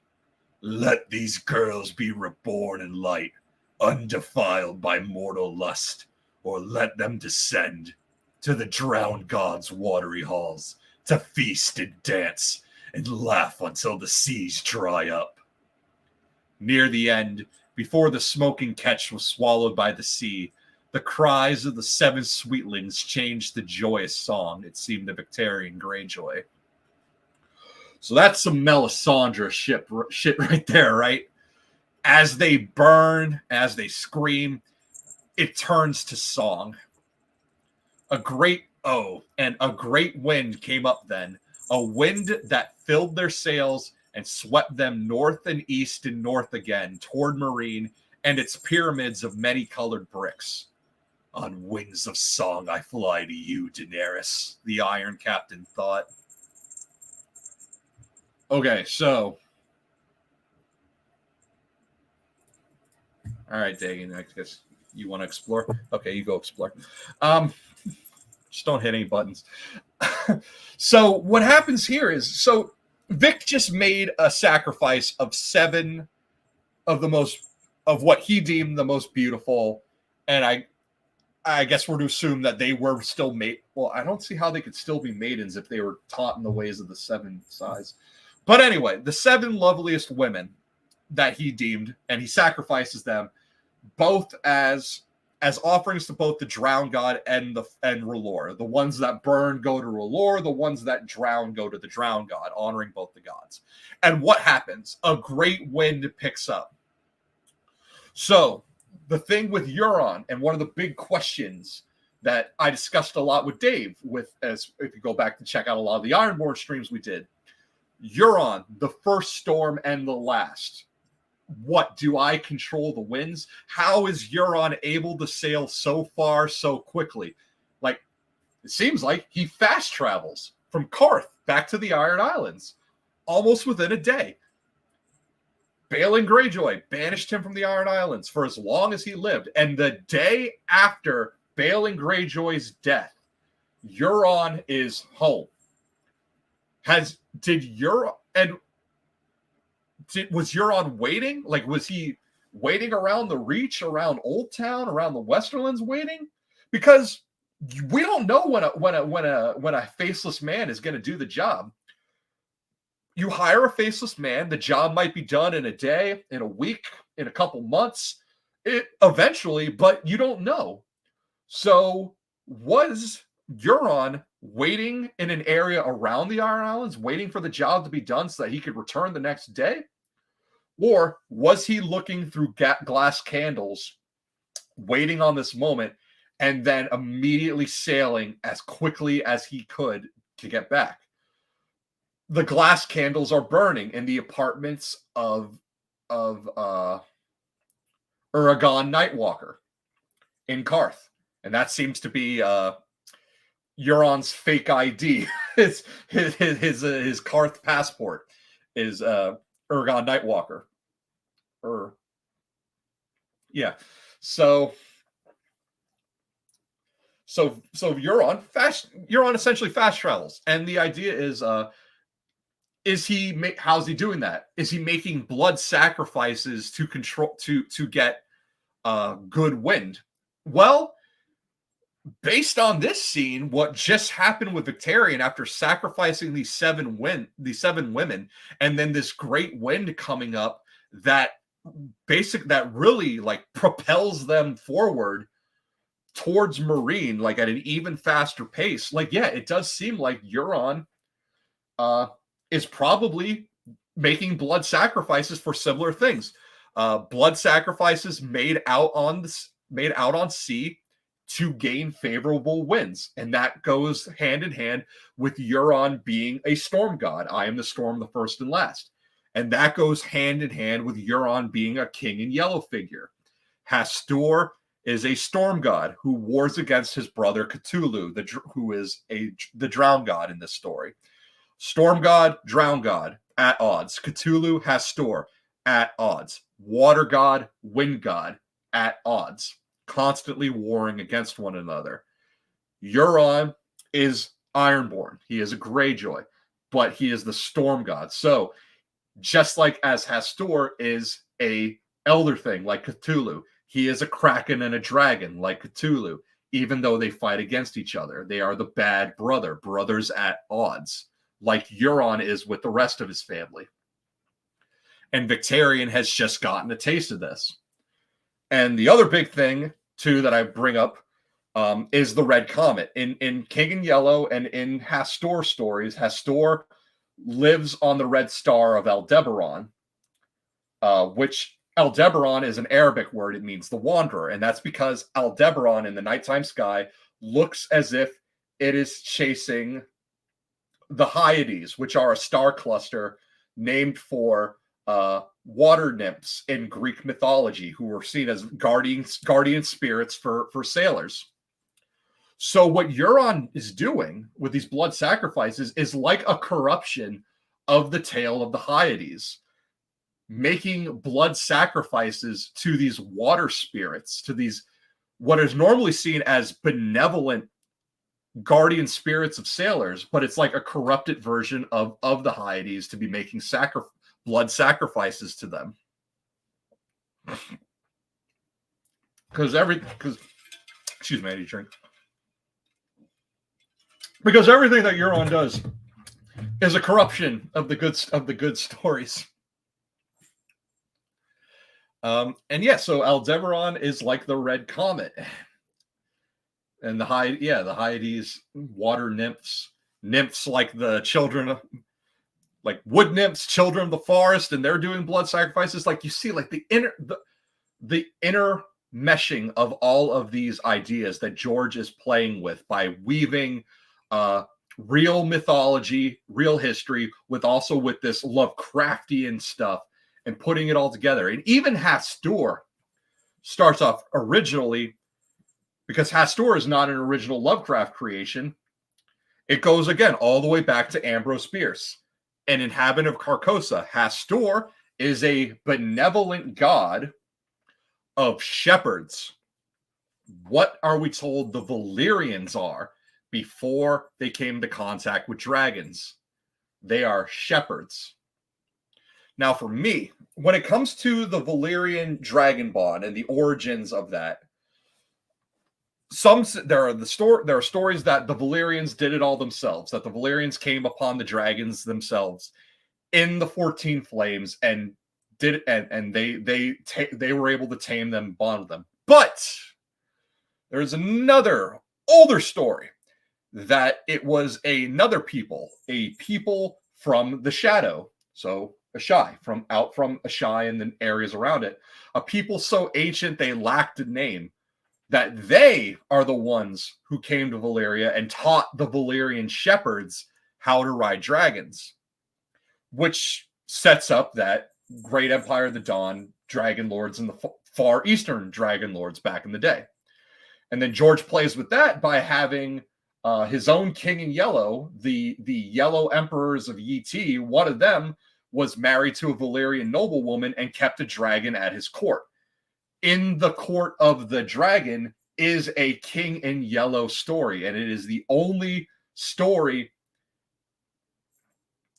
And it is the only story in the King in Yellow anthology where the King in Yellow shows up himself and speaks, is in the court of the dragon. So George is playing that. A yellow emperor keeps a literal dragon at his court, and a symbolic dragon by being married to a Valyrian noblewoman. Hastur is Egyptian originally. I'll have to look into that one. But yeah, I know the earliest literary reference. Oh, love this. Thank you. Thank you. But yeah, the earliest literary reference to Hastur is an inhabitant of Carcosa by Ambrose Bierce, where he's a god of shepherds. But I'm saying, like, the point is that George is melding all of these ideas. Everything that Bierce did, that then jumped to Chambers, that then jumped to Lovecraft, that then jumped to Derleth, and then continues jumping to the modern writers of our present day, who continue to write and contribute to the Cthulhu and the Carcosa mythos. These are like living, breathing stories, and George is a product of that. He is not writing fan fiction, but he is writing an ode in his own with the Song of Ice and Fire, an ode to all of this stuff, to the history, to the mythology, to Lovecraft, to Howard, to Chambers, to Michael Moorcock, to everyone that influenced him growing up. Oh, super chat. Conan novel Hour of the Dragon. Aristotis awakens an ancient Valusian sorcerer to overthrow King Conan. Yep. And a lot of these, even a lot of these terms that we get, because that coming out of Conan in Robert E. Howard's world, Valusia, the serpent men of Valusia, it becomes Valusia, serpent men, Valyria, dragon lords. Like, it's basically bludgeoning you over the head with how much do you mean Hathor? Never heard of Hastor and Ref Egypt. I'll look for Egyptian references to Hastor. I will. Like, if there's something about Hastor that I don't know, then I want to know it, because I already know a lot about Hastor, but I'm willing to learn more. Greetings from Brazil. Love your videos. Can we say that we are closer than ever to wins coming out? I hope so. George is being very tricky with his blog posts, because he says, if you saw his last post on his Not a blog, he mentions that, like, look, when wins is kind of come out, there will be a big announcement. I don't know when or where. Now that differs from what George had said before. He had said years and years ago, he had said that when wins is ready to come out, it will be announced on my Not a blog. It'll be announced here on the Not a blog. But that was before House of the Dragon. That was before we had a show. And that was before he was going to go back to Worldcon, the place where he said, if I don't show up to the last Worldcon pre-pandemic, before the pandemic, George has said that if he did not show up in New Zealand for the 2020 Worldcon with a manuscript of wins in hand, that everyone had permission to lock him up in a cottage on the sulfuric lake. Now, that ended up not happening. 2020 Worldcon did not happen, or at the very least, it was if it did happen, it was purely CyberCon all done online, but there was no in-person events because the world shut down for the pandemic. George has not attended a Worldcon since. Not 2021, 22, 23, hasn't gone. But now here, 2024, George is returning to Worldcon. It's not in New Zealand this year. This year it's in Scotland. But I've said, like, George would be very naive to think that anyone has forgotten what he said 5 years ago. And I've said, too, like, if he doesn't show up with wins at Worldcon, march his old ass to Hadrian's Wall and tell him, this inspired you the first time, do it again, get to writing. But I'm really hoping. I'm hoping that Worldcon will be it. But George did say, like, look, I know everyone's, like, fixated on every move I'm making, every meeting I'm having with my publishers, trying to, like, look into any kind of deeper meaning into that. It's not, but I'm hoping he's being coy, and that Worldcon will be the announcement, and that he just doesn't want it to overshadow House of the Dragon, because Worldcon is going to happen, I believe, either a week or 2 weeks. I forget the exact timeline, but it's going to happen after the season finale for House of the Dragon. There's going to be at least another week or 2 weeks interlude before Worldcon. So fingers crossed. Fingers crossed that we'll hear something about it at Worldcon. And yes, thank you for the super chats. Love your channel. Oh, thank you. And yes, thank you everyone coming out for this. And thanks. Yep. And also check. Also check real quick to see if I got any PayPals.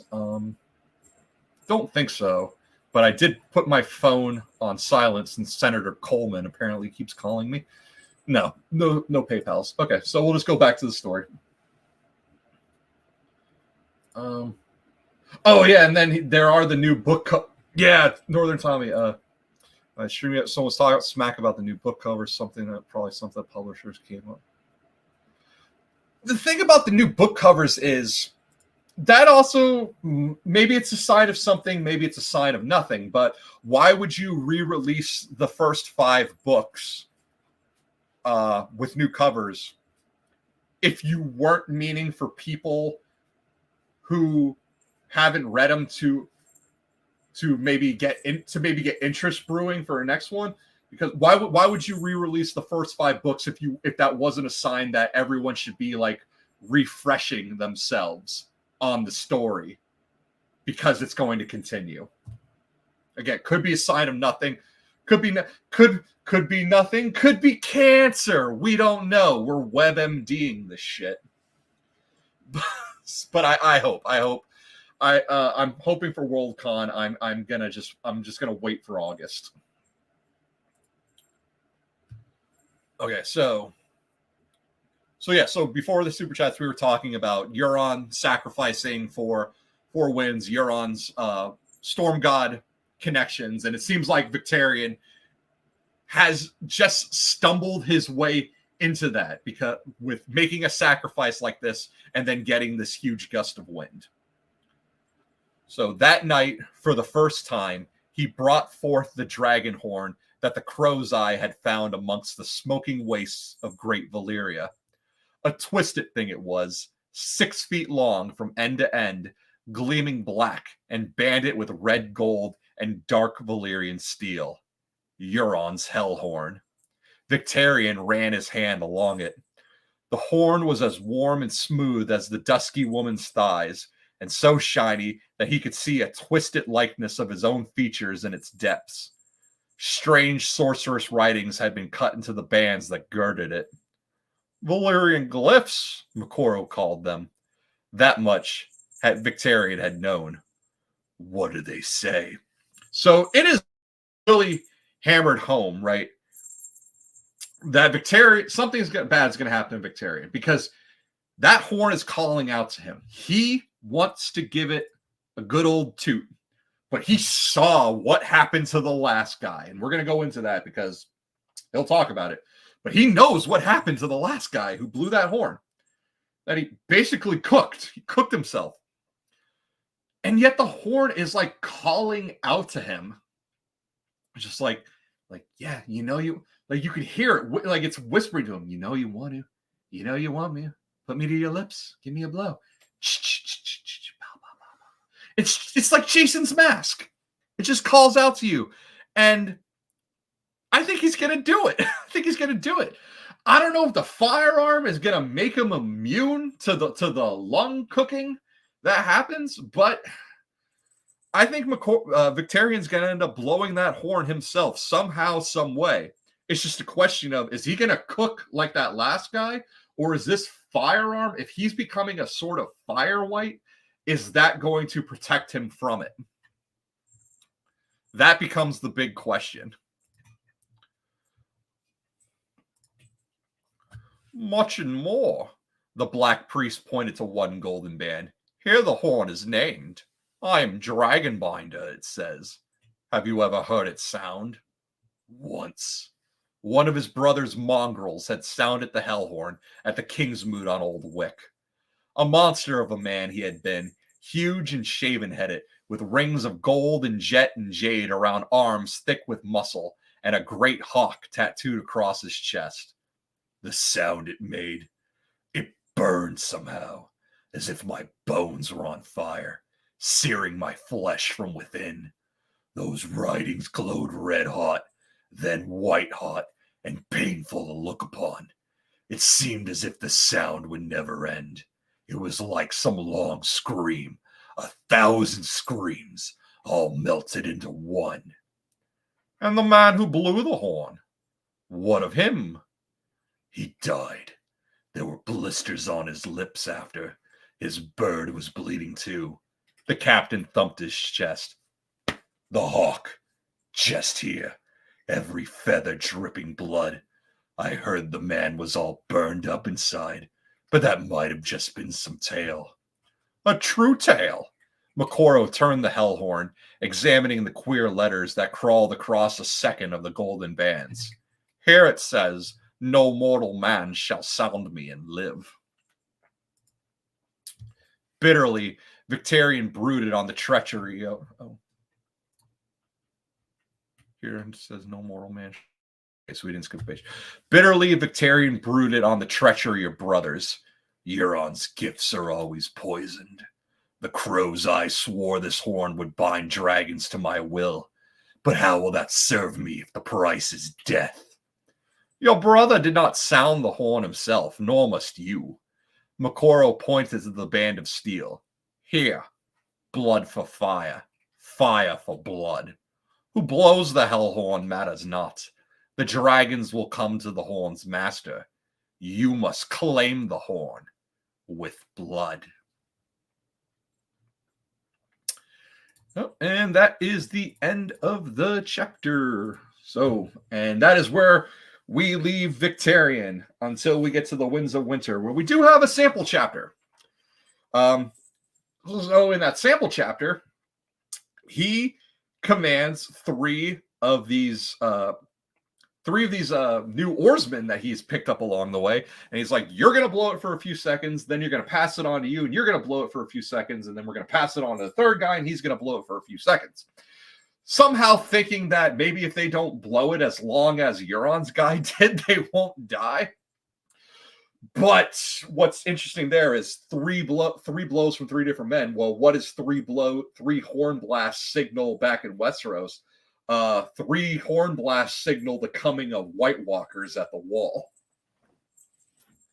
So, yeah, I might do that. I might Vic's win sample chapter. Like, yeah, we can maybe in the future. I want to the next streams. I'll probably go back to doing the whole Dornish Blackfire plot lines again. This was for a special occasion.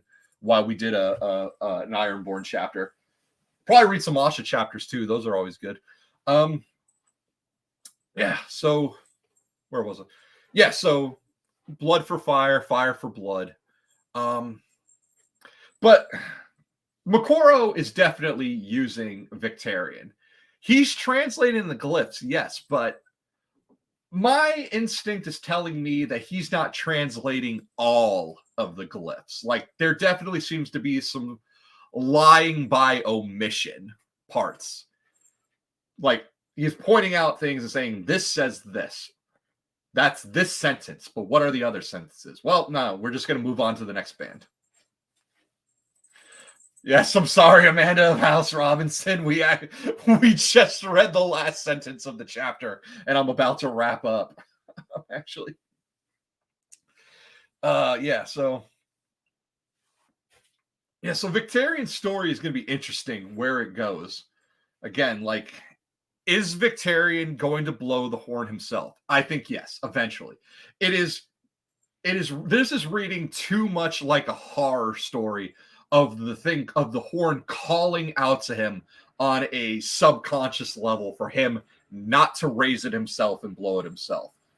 The question is he going to end up like that first guy, or is that fire hand going to give him immunity? Because is he turning into some kind of fire white? Like, he says to Moqorro, how will that serve me if the price is death? Well, if you're turning into some kind of fire white, you might already be deader than you actually think. We know from this story, death is not the end. Beric Dondarrion, Lady Stoneheart. God, I was blanking on the name. Lady Stoneheart, and of course, Jon's inevitable resurrection. So Victarion's physiology has definitely changed, at least in the arm. So will that spread to his lungs? Who knows? Only time will tell. But I think he's definitely going to blow it. Whether that's the end for him or his end comes by some other means, that's anyone's guess. This definitely gets killed by the ancient sorcerer.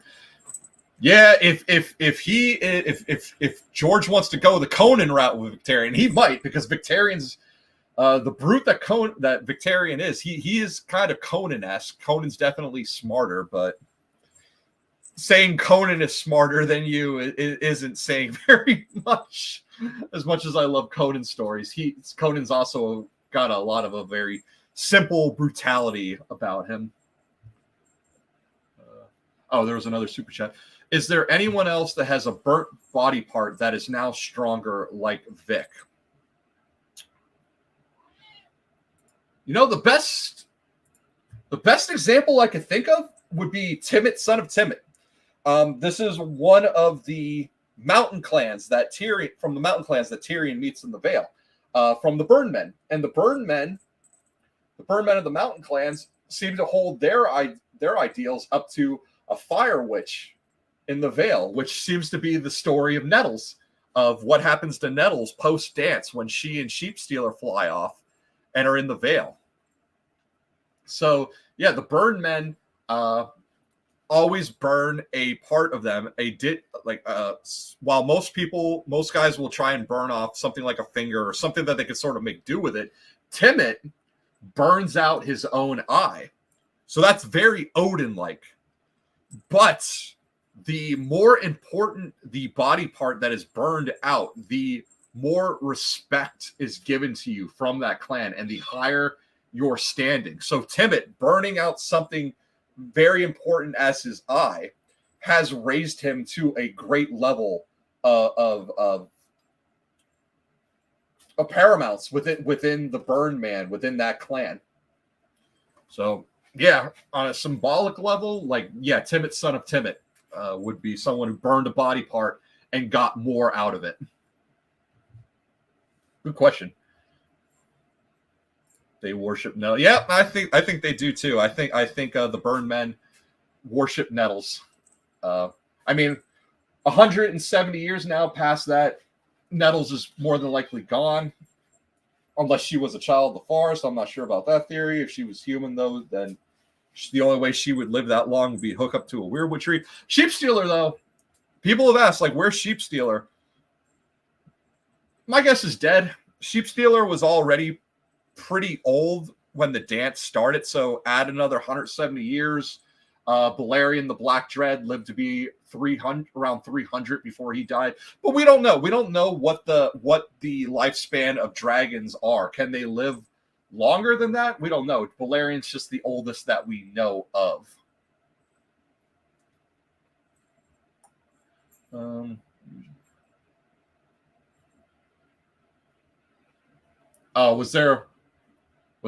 there problems in the chat?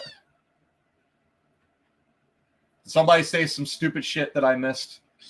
All right, I'm relying on you mods because I don't always catch that stuff. Hopefully, it wasn't anything terrible. Because I don't play that around here.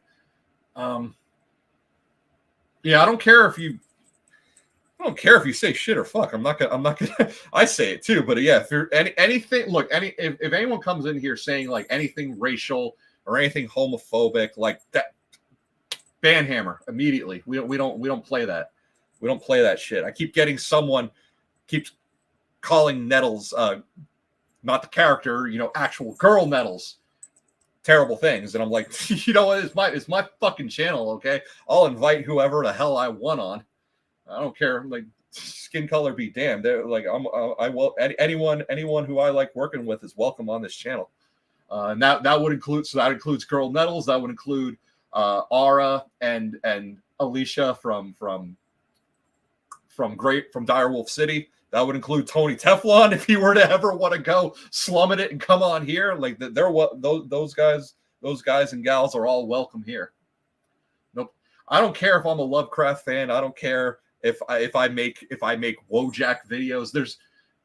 Wojaks in and of themselves are not racist. It's what people do with them that make them racist. So we don't do that shit around here. No. Let's get Jon Snow to blow the horn since he isn't a living man anymore. Yeah. Yeah, Jon's another one of these potential people who could blow the horn and not suffer ill effects by coming back from the dead. And I think that's what we're really supposed to that's what George is leading, that's what he's trying to probably get to make us think, about when he does these types of setups is, can Victarion do it? Maybe, maybe not. But if he can't, well, who can? And Jon would be a great example. After coming back from the dead, Jon could possibly do this. And just as Cold Hands is a great example for what Jon can possibly do after coming back from the dead. Because who is better to range the far, far north to go to places like the lands of always winter than someone like Cold Hands, someone who doesn't need to sleep or eat or breathe. They can survive that. So, and George has said, we're going to go further north in winds than we've ever been before. If we're to go there physically, then we need someone like Gold Hands to take us there. Or the other option is we're going to see it through astral projection, through Bran tapping into a weirwood tree in the far, far north. We have a little hot detox since the episode is a few days away. Okay, so yeah, we can, because I'm not gonna be on with David Nettles this Sunday. I'm going on vacation this weekend, so I will not be around for episode 5. But I haven't seen the episode. I do not have the early access like Gray Area has, but I have seen the stills of Daemon doing work on Harrenhal, and it seems like he means what he says. Like, Harrenhal's in a state of disrepair, and it looks like he's trying to make some alterations to it. And I joked like that scene of him holding the axe and then chopping the wood, and it's like I like to joke that he's looking at the weirwood and just be like, "Tell the other trees what you saw," as he's chopping wood. But yeah, like fight on, war's on. Again, like, I'll talk spoilers here. Aegon is not dead. Sunfire's not dead. They are severely injured, but they are not dead. I'm not dead. I'm happy. Like, so Aegon and Sunfire will come back another day, but they're gonna be fucked up. Is what's going to happen there. I am interested in seeing. What I'm interested in knowing is that when Aegon does come to, because I think he's going to be in a state of senility for a little while, because they've been hammering home how much Aegon is not fit to wear the Conqueror's crown, to wear the Conqueror's armor and all that. But he could find himself in this state that his father was in, that Viserys was in, right up until right before the moment that he passed, where he was wasting away. Aegon might actually mirror Viserys for a little while. Especially too, like, Aegon already has a drinking problem. He's an alcoholic, and pain like that, I can only imagine, is going to have to be dealt with milk of the poppy, right? So Aegon, who already has substance abuse issues, possibly going to become a Westerosi heroin addict. If he becomes hooked on milk of the poppy to deal with the pain. So I think he's gonna be around, but I think he's gonna be very lucid. And I'm wondering, what is he going to remember what Aemon did? Is it gonna dawn on him? Like, is he gonna remember that? Is it gonna dawn on him that Aemon did that purposefully? And what is he going to think of that? And is he going to be afraid of them, or is he going to believe the stories that Aemon's going to concoct to explain it all away? Like, oh, it was the heat of battle. I was aiming for Meleys. He got in the way. Like all the different ways that Aemon can write it off on how it happened. So yeah, that is my big question: is Aegon, when Aegon comes to, is he going to remember what all went down, or is it going to be like, is he going to forget, or is he going to wake up knowing that Aemon was the one who burned him? That is my big question, and that I want to see. I just don't know. It all depends on how long they're going to keep Aegon out of commission. In the trailer, we see Aemon standing with Alicent in King's Landing. Yep. And there is a line in the trailer that says the king is not want for heirs, which raises the question of, is little baby Maelor going to show up at some point? because right now his heirs, if Maelor has been cut from the show or hasn't been born yet, Ryan Condal has said that Maelor that in this timeline Maelor hasn't been born yet. So that's one of those like gray areas, like has he been cut or are they just going to make him younger? Instead of a toddler, he'll be an infant, which is not a super big change, but that would mean like Helena has to get pregnant, and how is that going to happen right now? Unless she's already pregnant, in which case, how come nobody's made mention of it? It's really weird. But he does have heirs because he has younger brothers, Aemond and Daeron. If the Greens are going to hang on this whole idea that a male comes first, because the other heir he would have would be his daughter. If Maelor is not here, then the only other heir would be his daughter, Jaehaera. But the crux of this war is this idea that of male primogeniture, that a male's claim comes before, that the claim of a son or a brother will always come before a daughter. So it's interesting if all of a sudden like Alicent or someone on the Green starts bringing up Jaehaera, then that becomes a point of more hypocrisy on their side, which they definitely could do. Hypocrisy is a big thing, and we should see it on the black side too. I'm hoping that they don't whitewash Rhaenyra. I'm hoping Nettles stays in that Nettles is not cut, because Nettles is a big show of Rhaenyra's hypocrisy, which now that Rhaenyra is no longer has come to terms with, like, okay, peace is no longer an option, we're at war, then we should start seeing more of the gray morality from Rhaenyra that we see in Fire and Blood. That should start surfacing in the show. I said, like, if you want to write strong female characters, go for it. But that means, though, but you can't just yassify them. Yas queen, you can do no wrong. No, we need girl bosses and girl train wrecks. You need equal points. So we need to see Rhaenyra at highs, and we need to see Rhaenyra at lows. You can't whitewash that, and I'm hoping that they don't. But yeah, aside from that, like, Jenny, you mess with Aemond, you die. Yep. More like you mess with Nana, you die. We saw that Nana is big and quiet. Nana is a gigantic python. She strikes. She strikes quick. She strikes silently. She strikes fiercely. Like, I've seen the discourse of people complaining, like, how can something so big and so heavy be so quiet? And it's like, dude, fucking anacondas get to be 30 feet long and 500 pounds, and yet they are ambush predators. Like, it's not unheard of for something that big and that heavy to be that silent, because that is a real thing in nature, okay? Anacondas and pythons are huge, and yet they still strike silently. If you apply less lizard terms and more snake terms to Vhagar, and I think too, like that throat sack of Nana Vhagar reminds me of a python's unhinged jaw. Like there's your answer to how that happens. That, or just think of the Indominus Rex from Jurassic World, because that's another good comparison for Nana and her camouflage. Well, yeah, that is a big question. But because the other thing is that Rickard Thorne has been cast.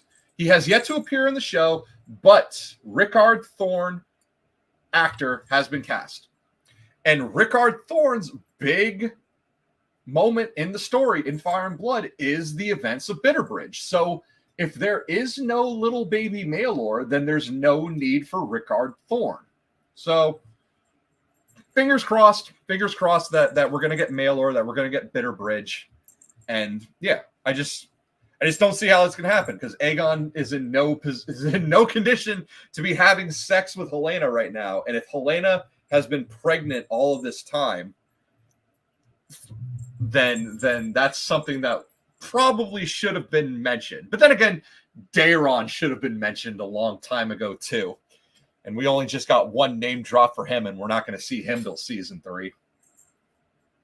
But you know who else's name was dropped, who we're probably not going to see for a long time? Dagan Greyjoy, the Red Kraken. He's a-coming. He's a-coming. Probably not till season 3, though. If they introduced Dalton earlier in that, I would be so happy, because I very much would like to do a Dalton video, and there is not much fan art of him. So to get some show stills to do a Dalton video, yeah, I want to do a Dalton Dagan thing and look at them as the two sides of the Euron coin. Yeah, but he fucked with him. Nana got the feels from him. Yeah, yep. Nana Vagar, that dragon. Like, oh, hush, honey bun, I know what you really want. That's Nana tapping. Like when Aemon says, like, I really am sorry about what went down with Luke. It's like, no, Nana tapped into your subconscious and did what you really, really wanted to do. Aemon takes the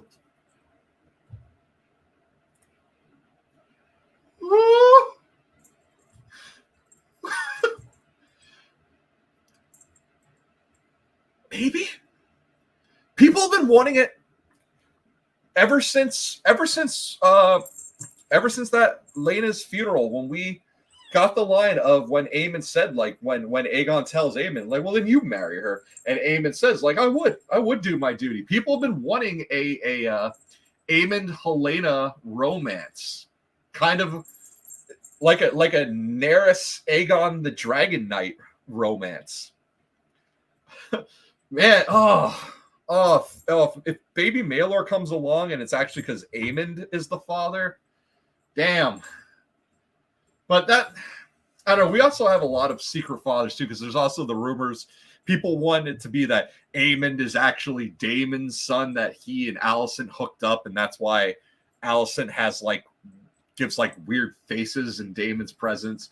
We got people who are saying that Daeron should be the bastard son of Criston Cole, but then that removes the Targaryen blood, and it's like, well, then how does he have a dragon? Like George just put out on that Nada blog, like, once you go messing with canon, once you go messing around with canon, like, things fall apart. And I think that's, people are saying that's him throwing shade at this possible sheep stealers in the Vale, and Rhaena's going to claim him, which is a huge departure from what really happens, because Rhaena's going to get another dragon. She has the last dragon. She has Mourning, so they better not. I have no problem with Sheep Stealer being in the Vale and Rhaena catching sight of him, and maybe she tries to claim him but fails and he flies away, because we'll see that other people in the book Fire and Blood, Silver Dennis tries to claim Sheep Stealer and he gets his ass burned for it, and Silver Dennis has been cast. So how are they going to do that? If Sheep Stealer is in the Vale, how is Silver Dennis going to get a crack at him? Unless they rewrite that scene to make it so that Silver Dennis was trying to claim Cannibal. And maybe that becomes the reason why nobody ever tries to claim Cannibal. If they change it so that Cannibal is the one who burns and eats Silver Dennis, then maybe everyone will just be like, okay, we don't fuck with that one. We don't fucks with him. And that's the reason Cannibal is never claimed. I don't know. Only time will tell. We got 4 more episodes, and we're just going to have to wait and see what happens.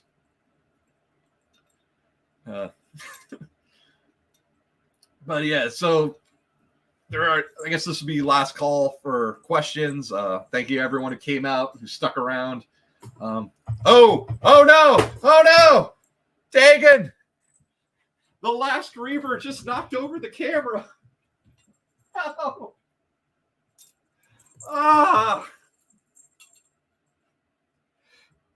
Dagan just took down the entire tripod. The last Reaver struck. Oh, God. Oh. Okay. Okay. for at least waiting till the end, Dagan, to do that. Jesus Christ. All right, people, we're gonna end it here. I gotta reposition the tripod. Okay. Thanks, everybody. We do not sew. Good night.